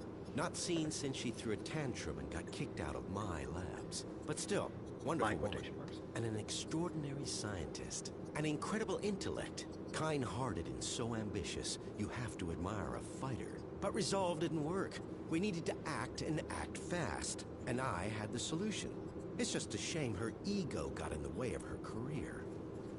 I do like the researchers' outfits here. They're all like hexagon, like they're light blue, they're hexagons, kind of, white trim and all that. It's very nice. Very nice scrubs. I think we're done here. In that case, if you don't mind, Inspector, I need to get back to work. Terribly important things to do. Terribly important. Alright, 2 other things in here. One of them's audio log. Mark Dean, perfect candidate for the program. Okay, we pulled him off the streets and put him to work in recycling a couple of weeks back. He's a complete zero. We even DNA typed him to outside databases. No living relatives. He's so happy to have a place to sleep and 3 square meals a day, he'll happily sign the consent forms. Alright, so, okay. One of those things was talking with... Okay, there's 2, like, important things. Is all the conversations with him. Like, that log there, that's just, like, window dressing for, the lore. The March calendar. And it's a different... reusing the poster. Or maybe the poster was used for that, whatever. One other very important thing here. I'm not sure if this is important or not. This Don Hackett poster. I mean, there's a bed there. But these things on the floor here, these all failed things here. It's kind of hard to read.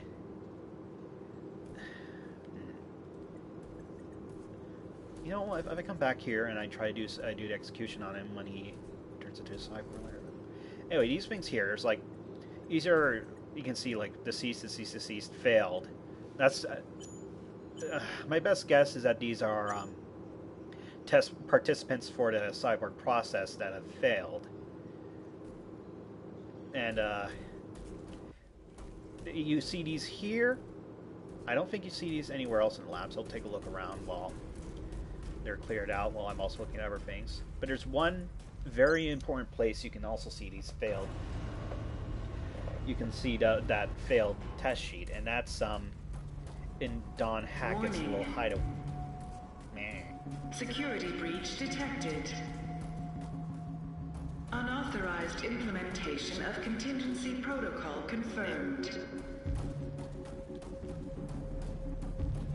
Okay, yeah, so not explicitly just next to Barrett, but in restricted labs itself, you can see these failed, all these deceased failed things that imply failed participants of the cyborg project who died. And I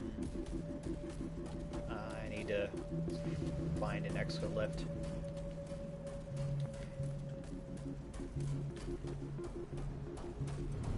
Yeah, here we go. Once Barrett releases the projects, these exolifts start to work.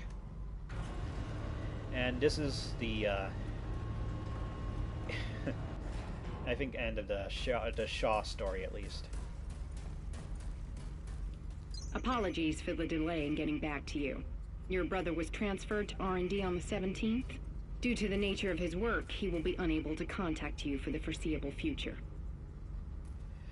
And I'm not quite sure, like, actually. Yeah, I'm not sure why there's computers here with the Utopia stuff on them in the research. But yeah, that's implied to be, these are implied to be Michael and Mary Shaw. Not sure if Michael was actually sane or not or whatever. It's not that much detail here. Yeah, it's just Michael Shaw was a guy that got into the program, got turned into, at least got successfully and stayed alive as a cyborg, maybe for a bit, because I'm assuming because Mary doesn't have an exoskeleton and probably can't lift a giant metal body of cyborg all the way over here, so I don't know, maybe you could use some pulleys. Exolift generate. Yeah, if you had like enough elasto bands or whatever, you set up one at this exolift and you set up at one at another, you could probably pull the body up. You just pull one down and everyone goes. But yeah, they died at some point, and that's kind of it. Yeah. Oh, hi! But yeah, this is how you get over to... This is like the one lab that you can't get into until after the project happens. And this is kind of important lab, because this is where... Oh. sec. No. Stop that. I want to see. Hello. Hello! It's one reason we could just stay there. Alright. Yeah.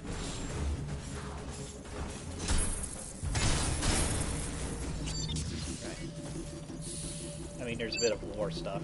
Like, these things are actually first aid kit. The medical stuff.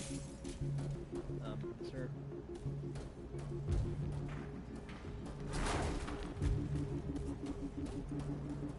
But very importantly, there's a comic book here. And that's the most important thing of all.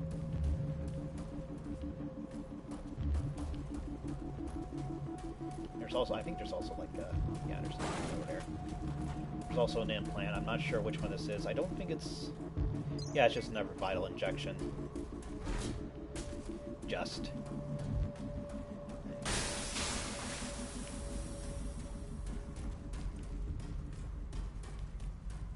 But yeah, the whole Shaw thing, that whole intersection into a closed-off lab, that's all just one big loop.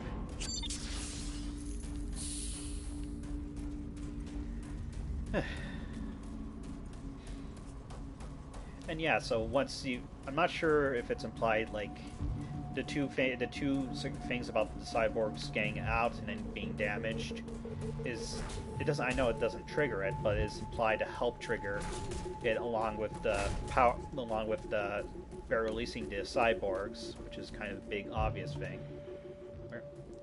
Yeah. Hey.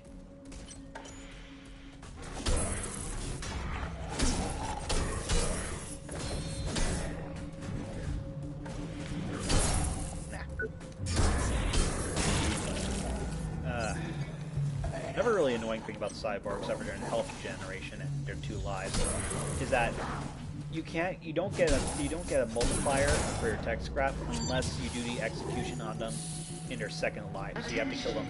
Security forces have entered this sector. For your own safety, please comply with all official requests while the area is being secured. So so yeah, right there, another thing that it sort of implies that that the Liquidator guys aren't security and are just cleanup crew, whatever. Hey, no, okay.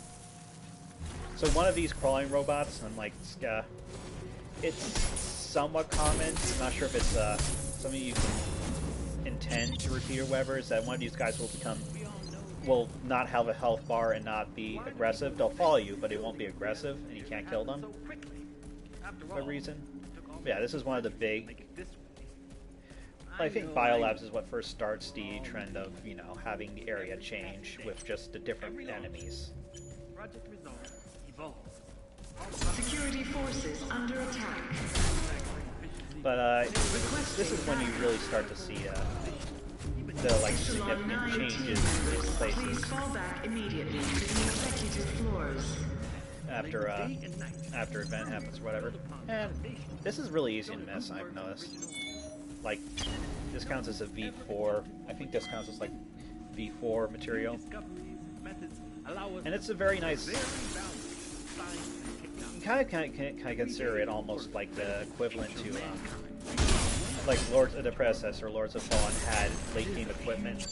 It had sort of tiers of equipment, so it has armor and stuff, even though it didn't really say tiers. It had rarities, like armor and rarities, which kind of increased their effectiveness or gave them slots or something. Equipment slots. But it had late game armor and weapons that didn't have, at least weapons that didn't have, or weapons at least, that didn't have large stat requirements, but still did a good amount of damage. So you weren't screwed if you pumped all your points into just bit or energy or something. You can't actually mash or get hit in order to get out of the stun state sooner. Yeah, I guess. Manufacturing efficiency, payload distribution, chemical. So if they're running towards you and they're not actually doing anything, they're almost guaranteed to be doing that. And after you hit them with like a... After you do a successful counter on them, they're pretty much always, and if you're trying to attack them repeatedly, it'll most often try to do the rising beam counter on you. One thing that's a little annoying is that these guys, their blocking thing, where you go into the blocking and auto counter, which isn't like auto counter / block parry thing, is that once their AI or whatever starts to go into that mode, even if they're in a different animation or entirely whatever, they're considered to be in that animation, so even if they're... it's a little just annoying.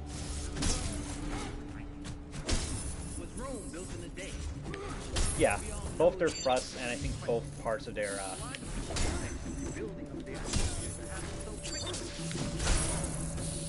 rising leap attack is yeah, I mean right there he started going. I hit them before he went to that guarding animation, but it's if they try if they're implied in their animation being it's just buggy or not. Yeah. Anyway. But yeah, if you save Maddie but forget to go back to her, or get the leg and forgot to go back to her, you come back later here and that I think Alex is dead. And yeah, okay. See those two? See all those like circle things? There's one in the bottom, one in the top left, and another thing that's kind of overlapped in the top right by Creo World. Those things are all you kind of learn in the last area of the game, Nucleus. There's a thing that just sort of almost explicitly says those are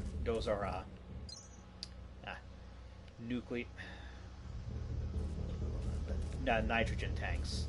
They're really just very cool stuff. And here's a third of the free of the screens that I don't think should be here actually. Like this should be like you start seeing these in majority like after the end of the executive forum. I don't think you're supposed to see them now.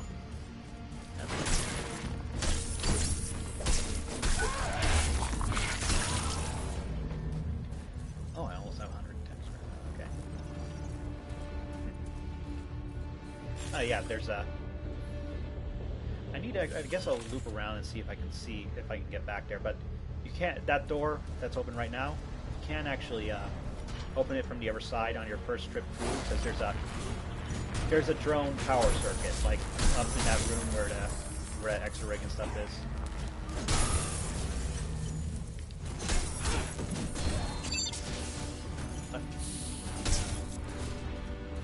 Yeah, so when they're doing stuff like the flipping thing, they can immediately be going into enough. They can be considered as being in the guard animation if you try to hit them as soon as you get out of it. Okay, maybe it does start doing this now. Hold on. I keep thinking it's like supposed to be later. So that's those two 360s, the bottom one and top one. If you're right next to them, they'll always do the second one, and that's really easy to miss stuff.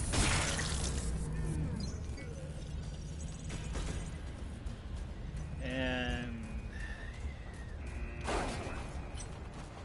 so along with new enemies, there's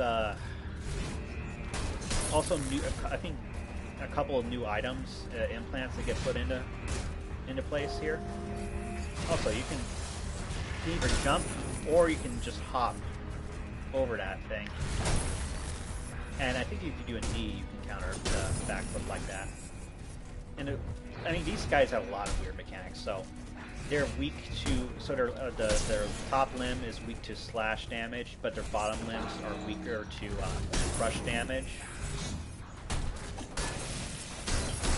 I think they're like all robots are weak to elemental because elemental is kind of like magic stat or whatever. Anyway, one of the but yeah, I think over there behind the box of those enemies. And,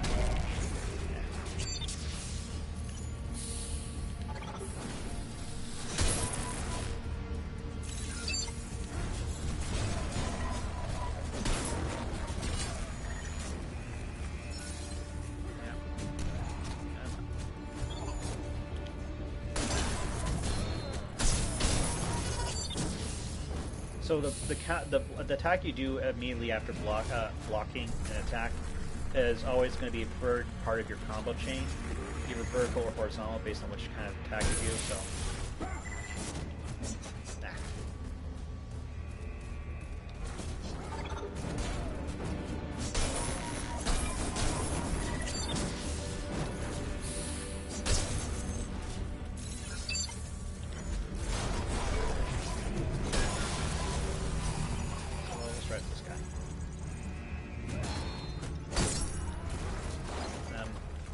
Supposed to be.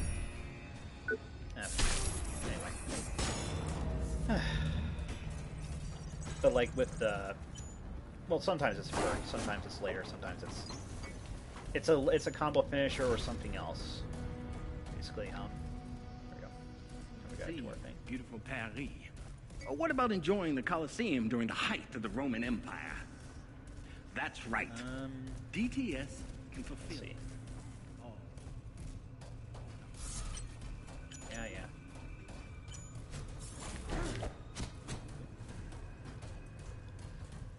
Yeah, okay, so first, like, they're 360 swings. The first one is kind of annoying because it comes out, if you're right next to them, it can come out pretty quickly and it's just hard to deal with, but yeah, okay, so they're recoiling, clearly, but their AI immediately assumes they're going into the blocking thing, which means that they can't instantly block you. And for purposes of their, at least their two-part swing, up and down swing, they have a problem where they'll turn to face you, curve to face you, no matter what you're doing, pretty much. So that's all kind of a bit of a problem. No, I need to make armor as well. Hey, buddy. Where'd you go?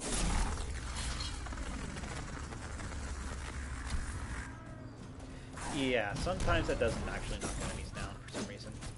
See, I'm trying to remember how much. It doesn't cost much. It does cost a bit. Okay. So, you know, having... some people, like, think... So the poise in this game works on Dark Souls free mechanics. Like, if you're getting hit... If you get hit during an attack, you'll have super armor and stuff. But, when you attacked before or after, you're gonna still be stunned pretty easily by most things. Yeah. Anyway, I do need to go back. Well, it is, yeah, you do... There is some stuff that changes on the way to abandoned production for some reason. Like, I'm just gonna reset my multiplier after this. So you can hop this... Well, if... It has a pretty lenient early timing to hop the attack. But you can either hop or you can actually do the jump.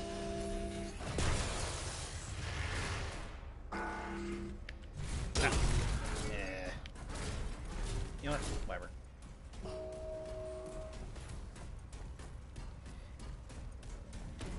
Okay, no. Oh, no, sorry. Welcome, Warren. Welcome, Warren. You're back. I can't tell you how relieved I am. Security's starting a major operation down in R&D. I was worried you'd get caught up in it. Warren, please contact me. I'll be waiting. Okay? I remember when I did thing. I'm sorry. I'm. Fuck them. They think they're so high and mighty. Yeah, I hope you're reading this, you tossers. Echelon 9, what a joke. You think they'd share some info out of professional courtesy, but no. Classified. Bunch of butt munchers. I'm telling you, it's goddamn ridiculous. We're all doing the same job, right? Won't forget your help. Have you seen... Yep. Tried to stop him, told him, Davey, you don't want to go out there. But he was something... That's weird. Hold on. Did I give him the Medoxanol? Okay. I don't remember if did I give him that or not. I can't... Like, generally he sort of stays here and be's insane or whatever. Look out for your fellow workers. They look out for you. Where is he?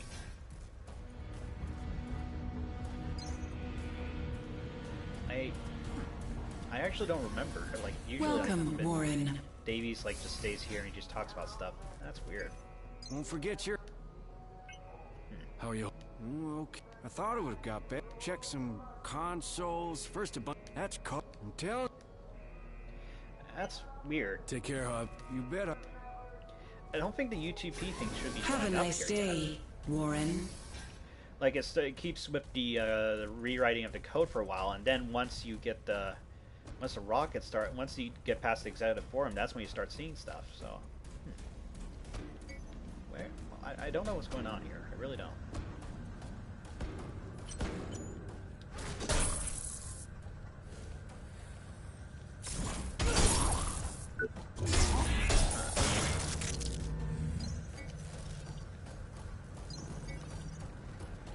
Oh, I need to cash this in. Welcome, Warren. Actually, didn't this... No, that one is. That one's...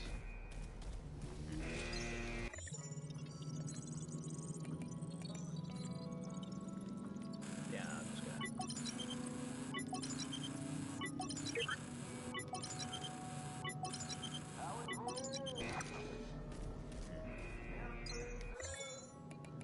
And I do need to actually make,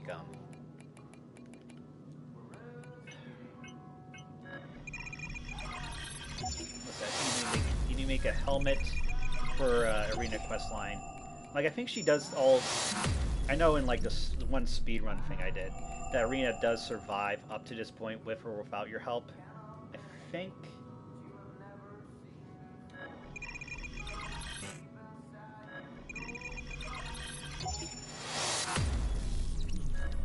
I'm trying to remember. I think it's 3 parts.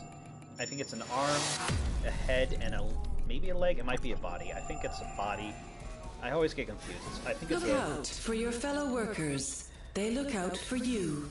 I think it's I need to upgrade that. Funny thing about the parts of all when upgrading, it for some reason it kind of forgets that the screen it's a little bigger than it should be. I don't actually know where Davey is because I.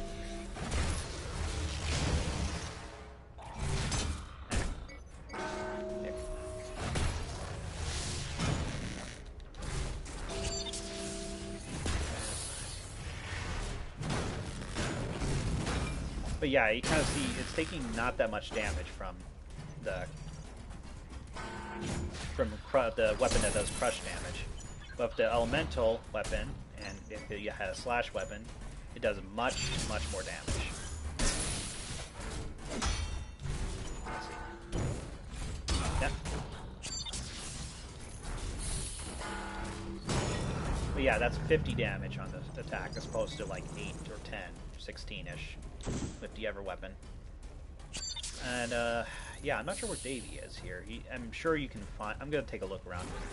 Like, I'm not going back to abandoned production just yet. I doubt he actually get his body or wherever he is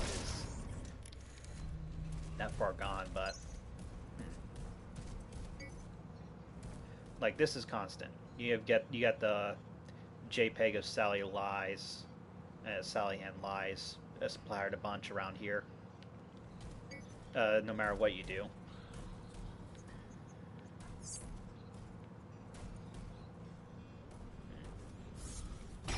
Oh! Spook. Very spook. Alright. 8.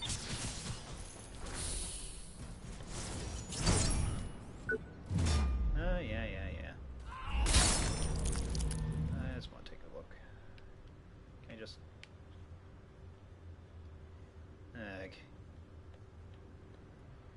yeah, you can't move too far away.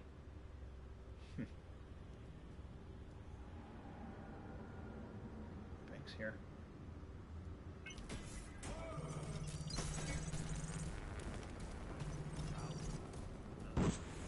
Central production B towards...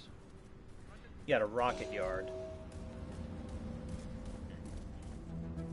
And this is constant as well. I'm going to die here. I have had time to sit and think about it over the last couple of days. I wish this was the same, but it is not. You start to think in the dark, listening to noises out there. But it is too late now. So, this is my epitaph. As sad as my life was in retrospect. No relationship, no family. In the end, it all comes down to this. Nothing. There is no point hiding anymore. From any of it. So it's implied based on the way you find the set of this log you find in. Let's see. Because this is a butcher. This guy is implied to be the butcher.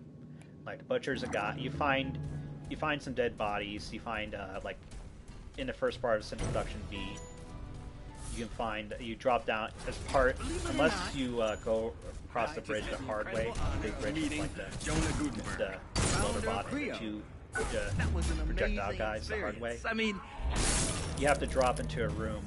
You already know the Creole. It has a bunch of dismembered bodies and corpses and stuff in it. And, yeah. And then later on in Central Production B, in the circulation tower, you find... You can...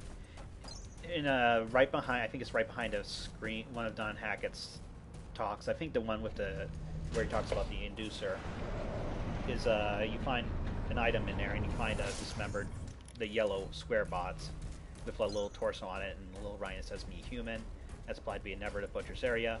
So that, with the audio log there's a guy called a Butcher that's implied to basically be a he's... This is not a scheduled break time.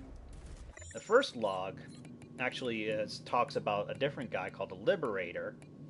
This log here. Why won't you believe me? You've seen the bodies, but I've seen it. Move on, worker. The area is not safe. I recommend... Oh, it's you! I'm sorry. It's nothing personal. They need me. There's been a security breach and we have to... Oh yeah, okay, so it's head, body, and legs. Hey. No, there's so much going on. Like it's out of control. All the noise, the pain. Sometimes I feel like I can't hear my own thoughts anymore. So Irina, you kind of guess based on different things from what she says earlier and stuff. She's still kind of connected to the CreoNet network and stuff with all the implications that brings. And so she's being affected by the data and the data anti-incursion strains and stuff that's being overread in here. So you're part of security? I would have thought that would have been obvious from the uniform. Speaking of which, I need to get about my business. If I show up with only half of my equipment... Okay. Leave it. I appreciate... Or at least I would... Damn. And did Helmet. Like the body. Irina. And please, I don't have time... Then tell me, if you're that information, and even if I wanted to. So even security isn't... Like, every person in the game basically says, oh, I don't know what's going on. Oh, I don't know what's going on. I've got guesses, but I don't know what's going on. And I can't let you go out there. Well. Perfect. Don't... Thanks. Here. Thank you. Try that. Thanks. You just... I have to go. I will. Okay.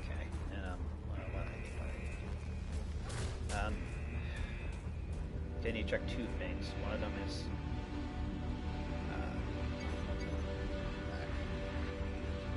I need to talk to Sally, I guess. Welcome, Warren. I'm so glad. I can't imagine the data I'm receiving. Their cries for help. The fading signals. They're people. They're people and they're dying. And there's nothing I can do. I'm afraid. The situation's out of control. And it's getting worse. We have to do something. We need to release the lockdown on the executive floors. There'll be someone here who can help. Okay, I'm trying to remember which one that gives you better information. What if they do know about all this? What if they just don't give a shit and are trying to save their own skins? I don't know, but I don't think so. This company was started to help people. We need to find a way to stop this and get help. That's what matters. The Executive Forum is our best chance. It's been in lockdown since it all went crazy. We need to get people out. People who can fix things. That's not the right one. Have you managed to gain access to any of the systems yet? Not really. Most of the electrics are fried. The system seemed to reboot, but something's overwriting it. Anti-incursion springs. I'm lost here. We need someone who understands how it all works. Maybe they can break it down and call help in. Fine. You're not, but now that most of and it leads... You're kidding, right? I told you, no matter which route you take, you'll need security clearance. I'm sure most of them are out. Take it. She's got a point, technically. Like, you can't really get anywhere Executive Forum about security clearance. You ever heard of Project Utopia? No. But then I don't know most of what goes on around here. Do you think it has anything to do with what happened? I don't know. Well, just don't do it. We can't afford to lose our nerve and play on a hunch. Not now. The board would know. If it's got anything to do with the current situation, we should try and inform them as soon as possible. All right, I'm on my way. Be safe out. It's honestly, she's lying about a lot. She's definitely lying about a lot. But it's hard to tell if she's lying about what she knows and doesn't know. Like, there's a lot of stuff about what she says she's done and what she has access to that you can kind of figure out are lies. But if she does know about Utopia, if she does know about what actually happened in the Surge and the incursion protocols, that's a bit hard to tell. Don't forget your help. Somebody's out to kill you, Hobbs. You know that? Name of Joe? Yeah. It's about Mickey, right? Wasn't much left of him after the blackout. Had that dead man stare. Joe insisted we take him with us. Girl still loved him, even like that. But I didn't do nothing. I swear it was the others. Are you lying, Hobbs? Are you a coward and a murderer? Well, are you? No, I ain't. Joe can't know. She weren't there. She went scouting. Hank and Evo and me, we stayed with Mickey. Then those freaks appeared out of nowhere and Mickey just started howling. First sound he made and he just wouldn't stop. Hank grabbed him and shook him and he just wailed more. They were almost on us and Evo went mad with panic, knocked Mickey right upside the head, and Mickey just dropped, stone dead. I feel so ashamed because I just ran. I think this might be a reference to a movie or something where guy's dying and anyway. Take care. Easy. Yeah, it just, let's see. Let's get the log on that. I finally found them. Stared into their trembling faces. There was no guilt there. No regret. I never felt so much hate. All I could see was your face. Still, lifeless. And it had always been so full of love and laughter. I'm doing this for you, Mickey. I love you. And they won't get away with it. Hey, if there's no justice, we have to make our own, right? Only Hobbs is left. Hiding now. He's a coward, like the rest. But it won't save him.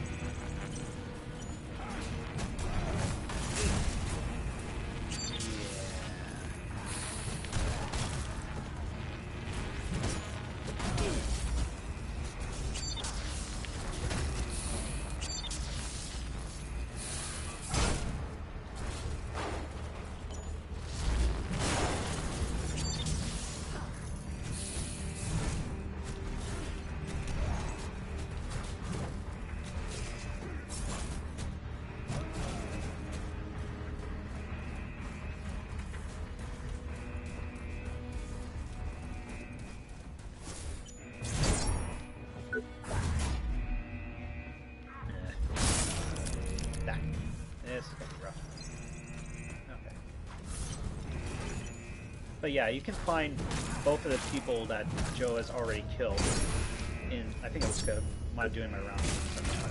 Find everybody else here.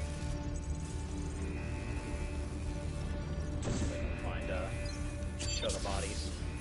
So it's Hank and Ivo. It's not sure. It's not really said which one's which, but you gotta figure out which one, who or where they are. I guess. Oh, yeah, there's 2 copies of the Legionnaire in the base game, I think. Along with them spawning on enemies later. One of them's here. One of them's in R&D. Alrighty. You.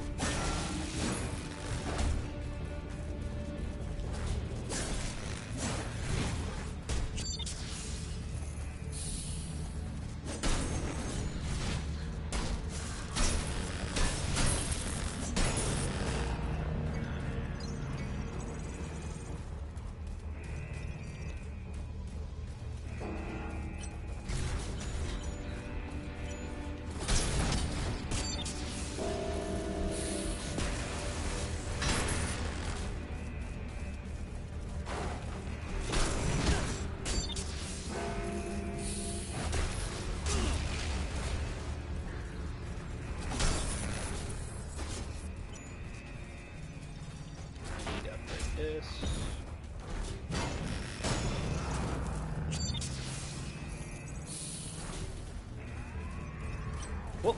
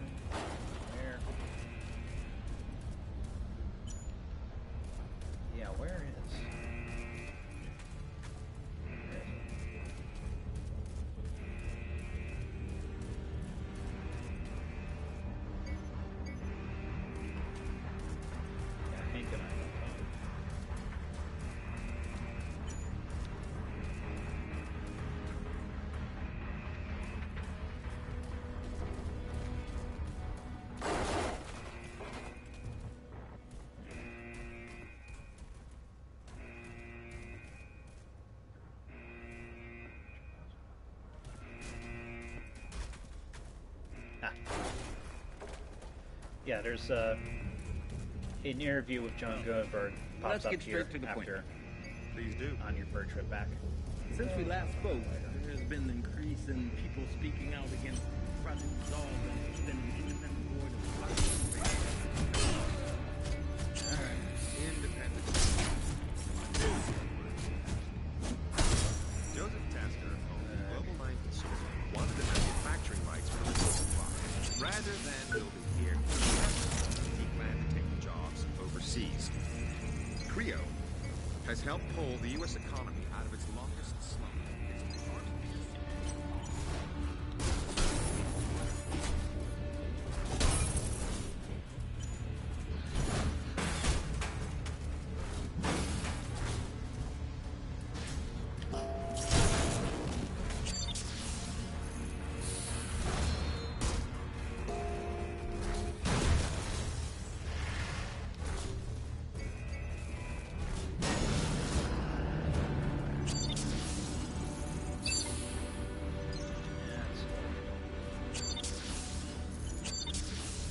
Little more of Black's Gun Bridge. Where is? Wait. Yeah, I think that's Mickey. Yep. Okay, so he's over here and it's with the cyborg bots.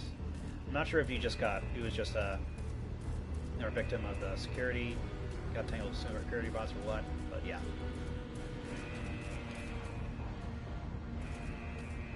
Anyway, more importantly, after your third time through Central Production B, after security shows up, you get this thing pop up here. Very, very nice implant. It's another one of those energy is high implants, which means about 24, 25 energy minimum in order to activate it.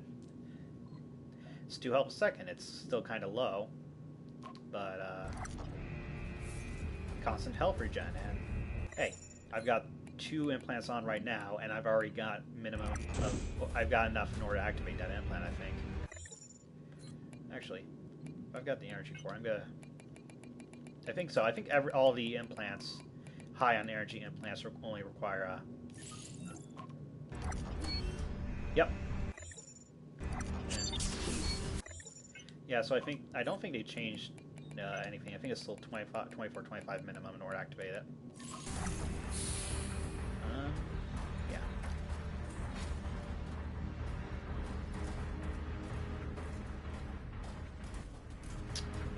Oh, hi.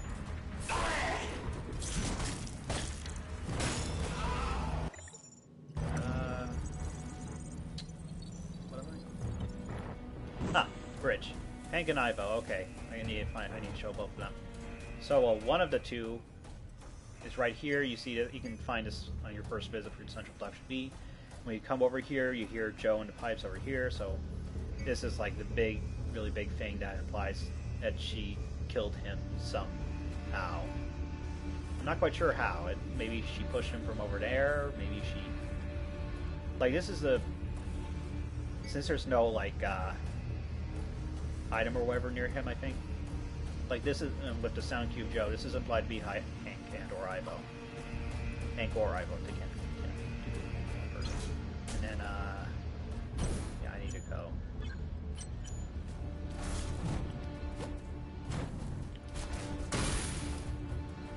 Jerk.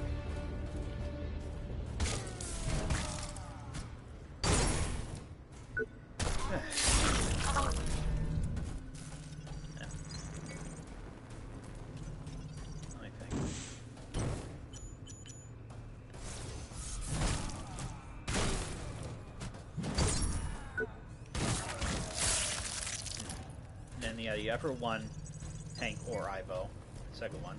It's located at the beginning of the circulation tower, which is... Yeah.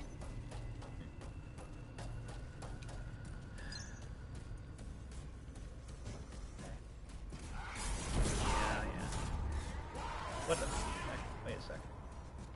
Oh, I think... I need to check the...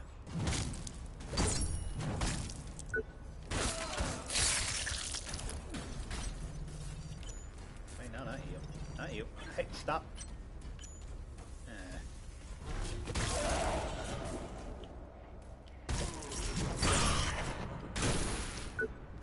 Kind of the only thing is that you can't do certain types of charge attacks if you're right next to a guy, since it'll automatically go that.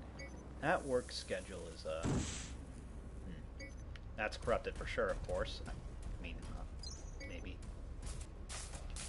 Yeah, I think the Everlaw schedule is also kind of like that. But yeah, your way down here. If you go over here, you can also hear Joe. There's no body near here, but you can hear her, and this is just another instance of stuff. And after they added this later in game implant. Look at me, Karen.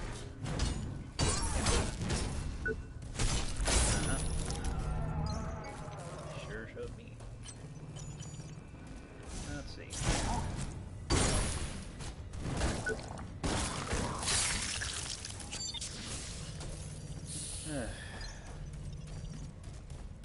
I mean, even though you don't really have any good reason to ever come back here, they put some of the cyborg enemies in here as well.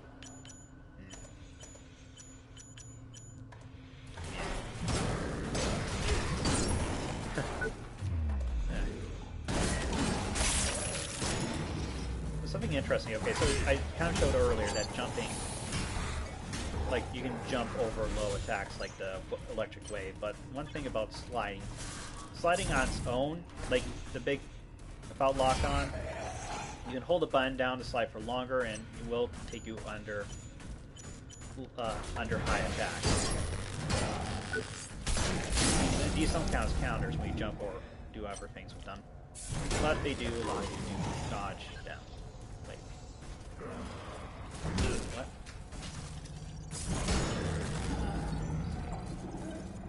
How? Wait. Alright, you. Yeah, I think I kind of dodged a bit right there. What I'm trying to do is... get a with lock on, you kind of notice with some of the some attacks, you shunt forward a bit, and with the sliding does it too. And this is also kind of a big thing for the later bot like Black Cerberus, second form of rogue process, where they implicitly, I think, lock onto you or mechanically lock onto you, which makes them able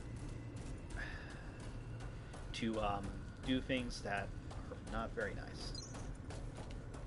And hey, graffiti on this bridge here. I think, yeah, different color, but not even sure if it's actually the same person or not.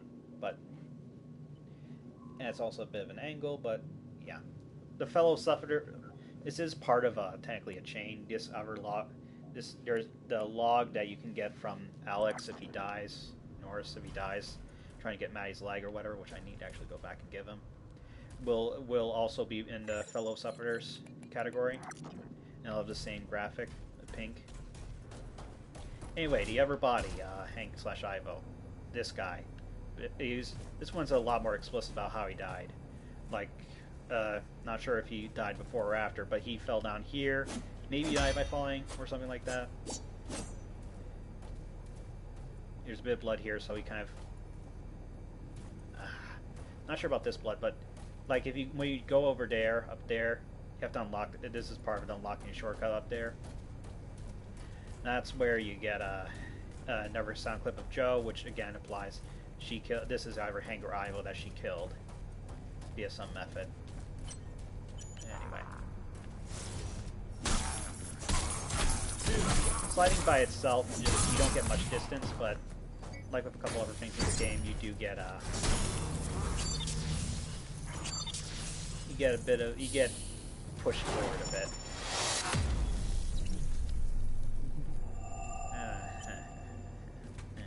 I really need to upgrade the other. Yeah, anyway, up here. Yeah, right behind is. And without your rig, it's kind of nice. Like, nor would you. This is a list of weapons in the game. Take a closer but look at those logos behind them. Tools. The weapons that are from Creo or unidentified as Creo, they have the little Creo symbol. And the other companies have their own little symbols that I don't think you actually even see anywhere else.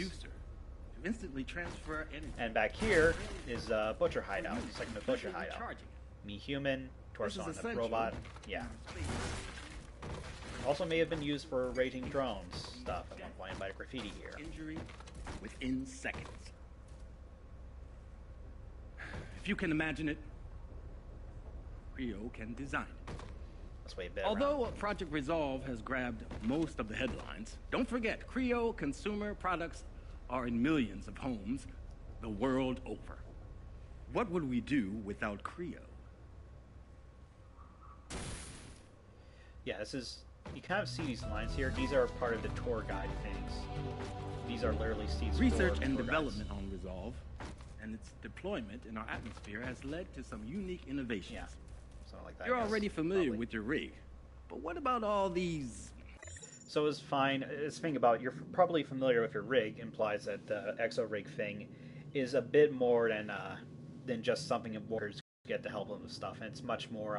Our engineers have fashioned new equipment that enables you to perform I don't think you even see any of those logos, but they have those logos behind them. Be able to a bunch of different stuff. And without your rig, like the Firebug is like that. The logo there is the logo of the train guys, and then the Yosuke has a logo. Seru has a logo. Creo stuff has a logo. There's the reinforced pipe that is, even though it's technically Creo, that's designed for critical power law. Yes, video games. What?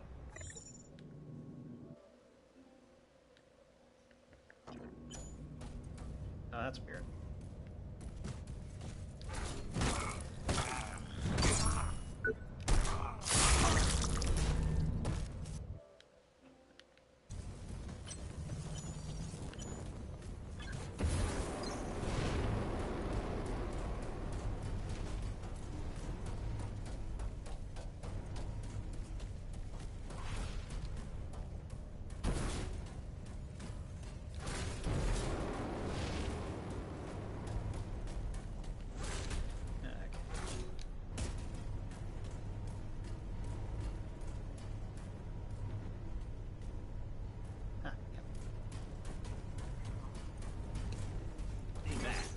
more than the camaraderie we feel for our colleagues.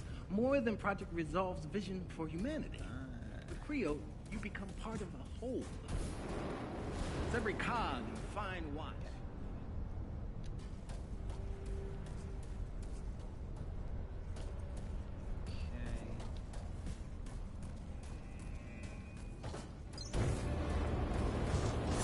Nope.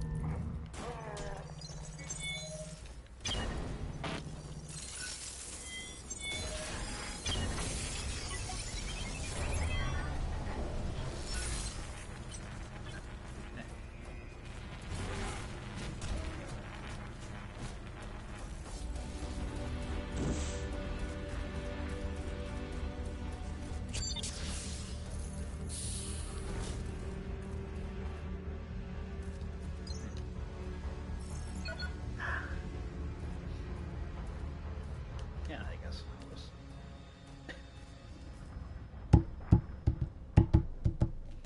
Yep, again, all of those free sets, one of them's being overlapped by, whatever is kind of, free sets of 6 spheres, nitrogen tanks, whatever.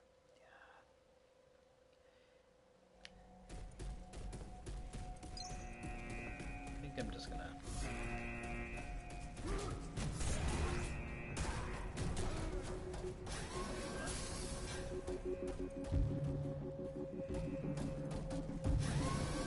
This is not a scheduled break time.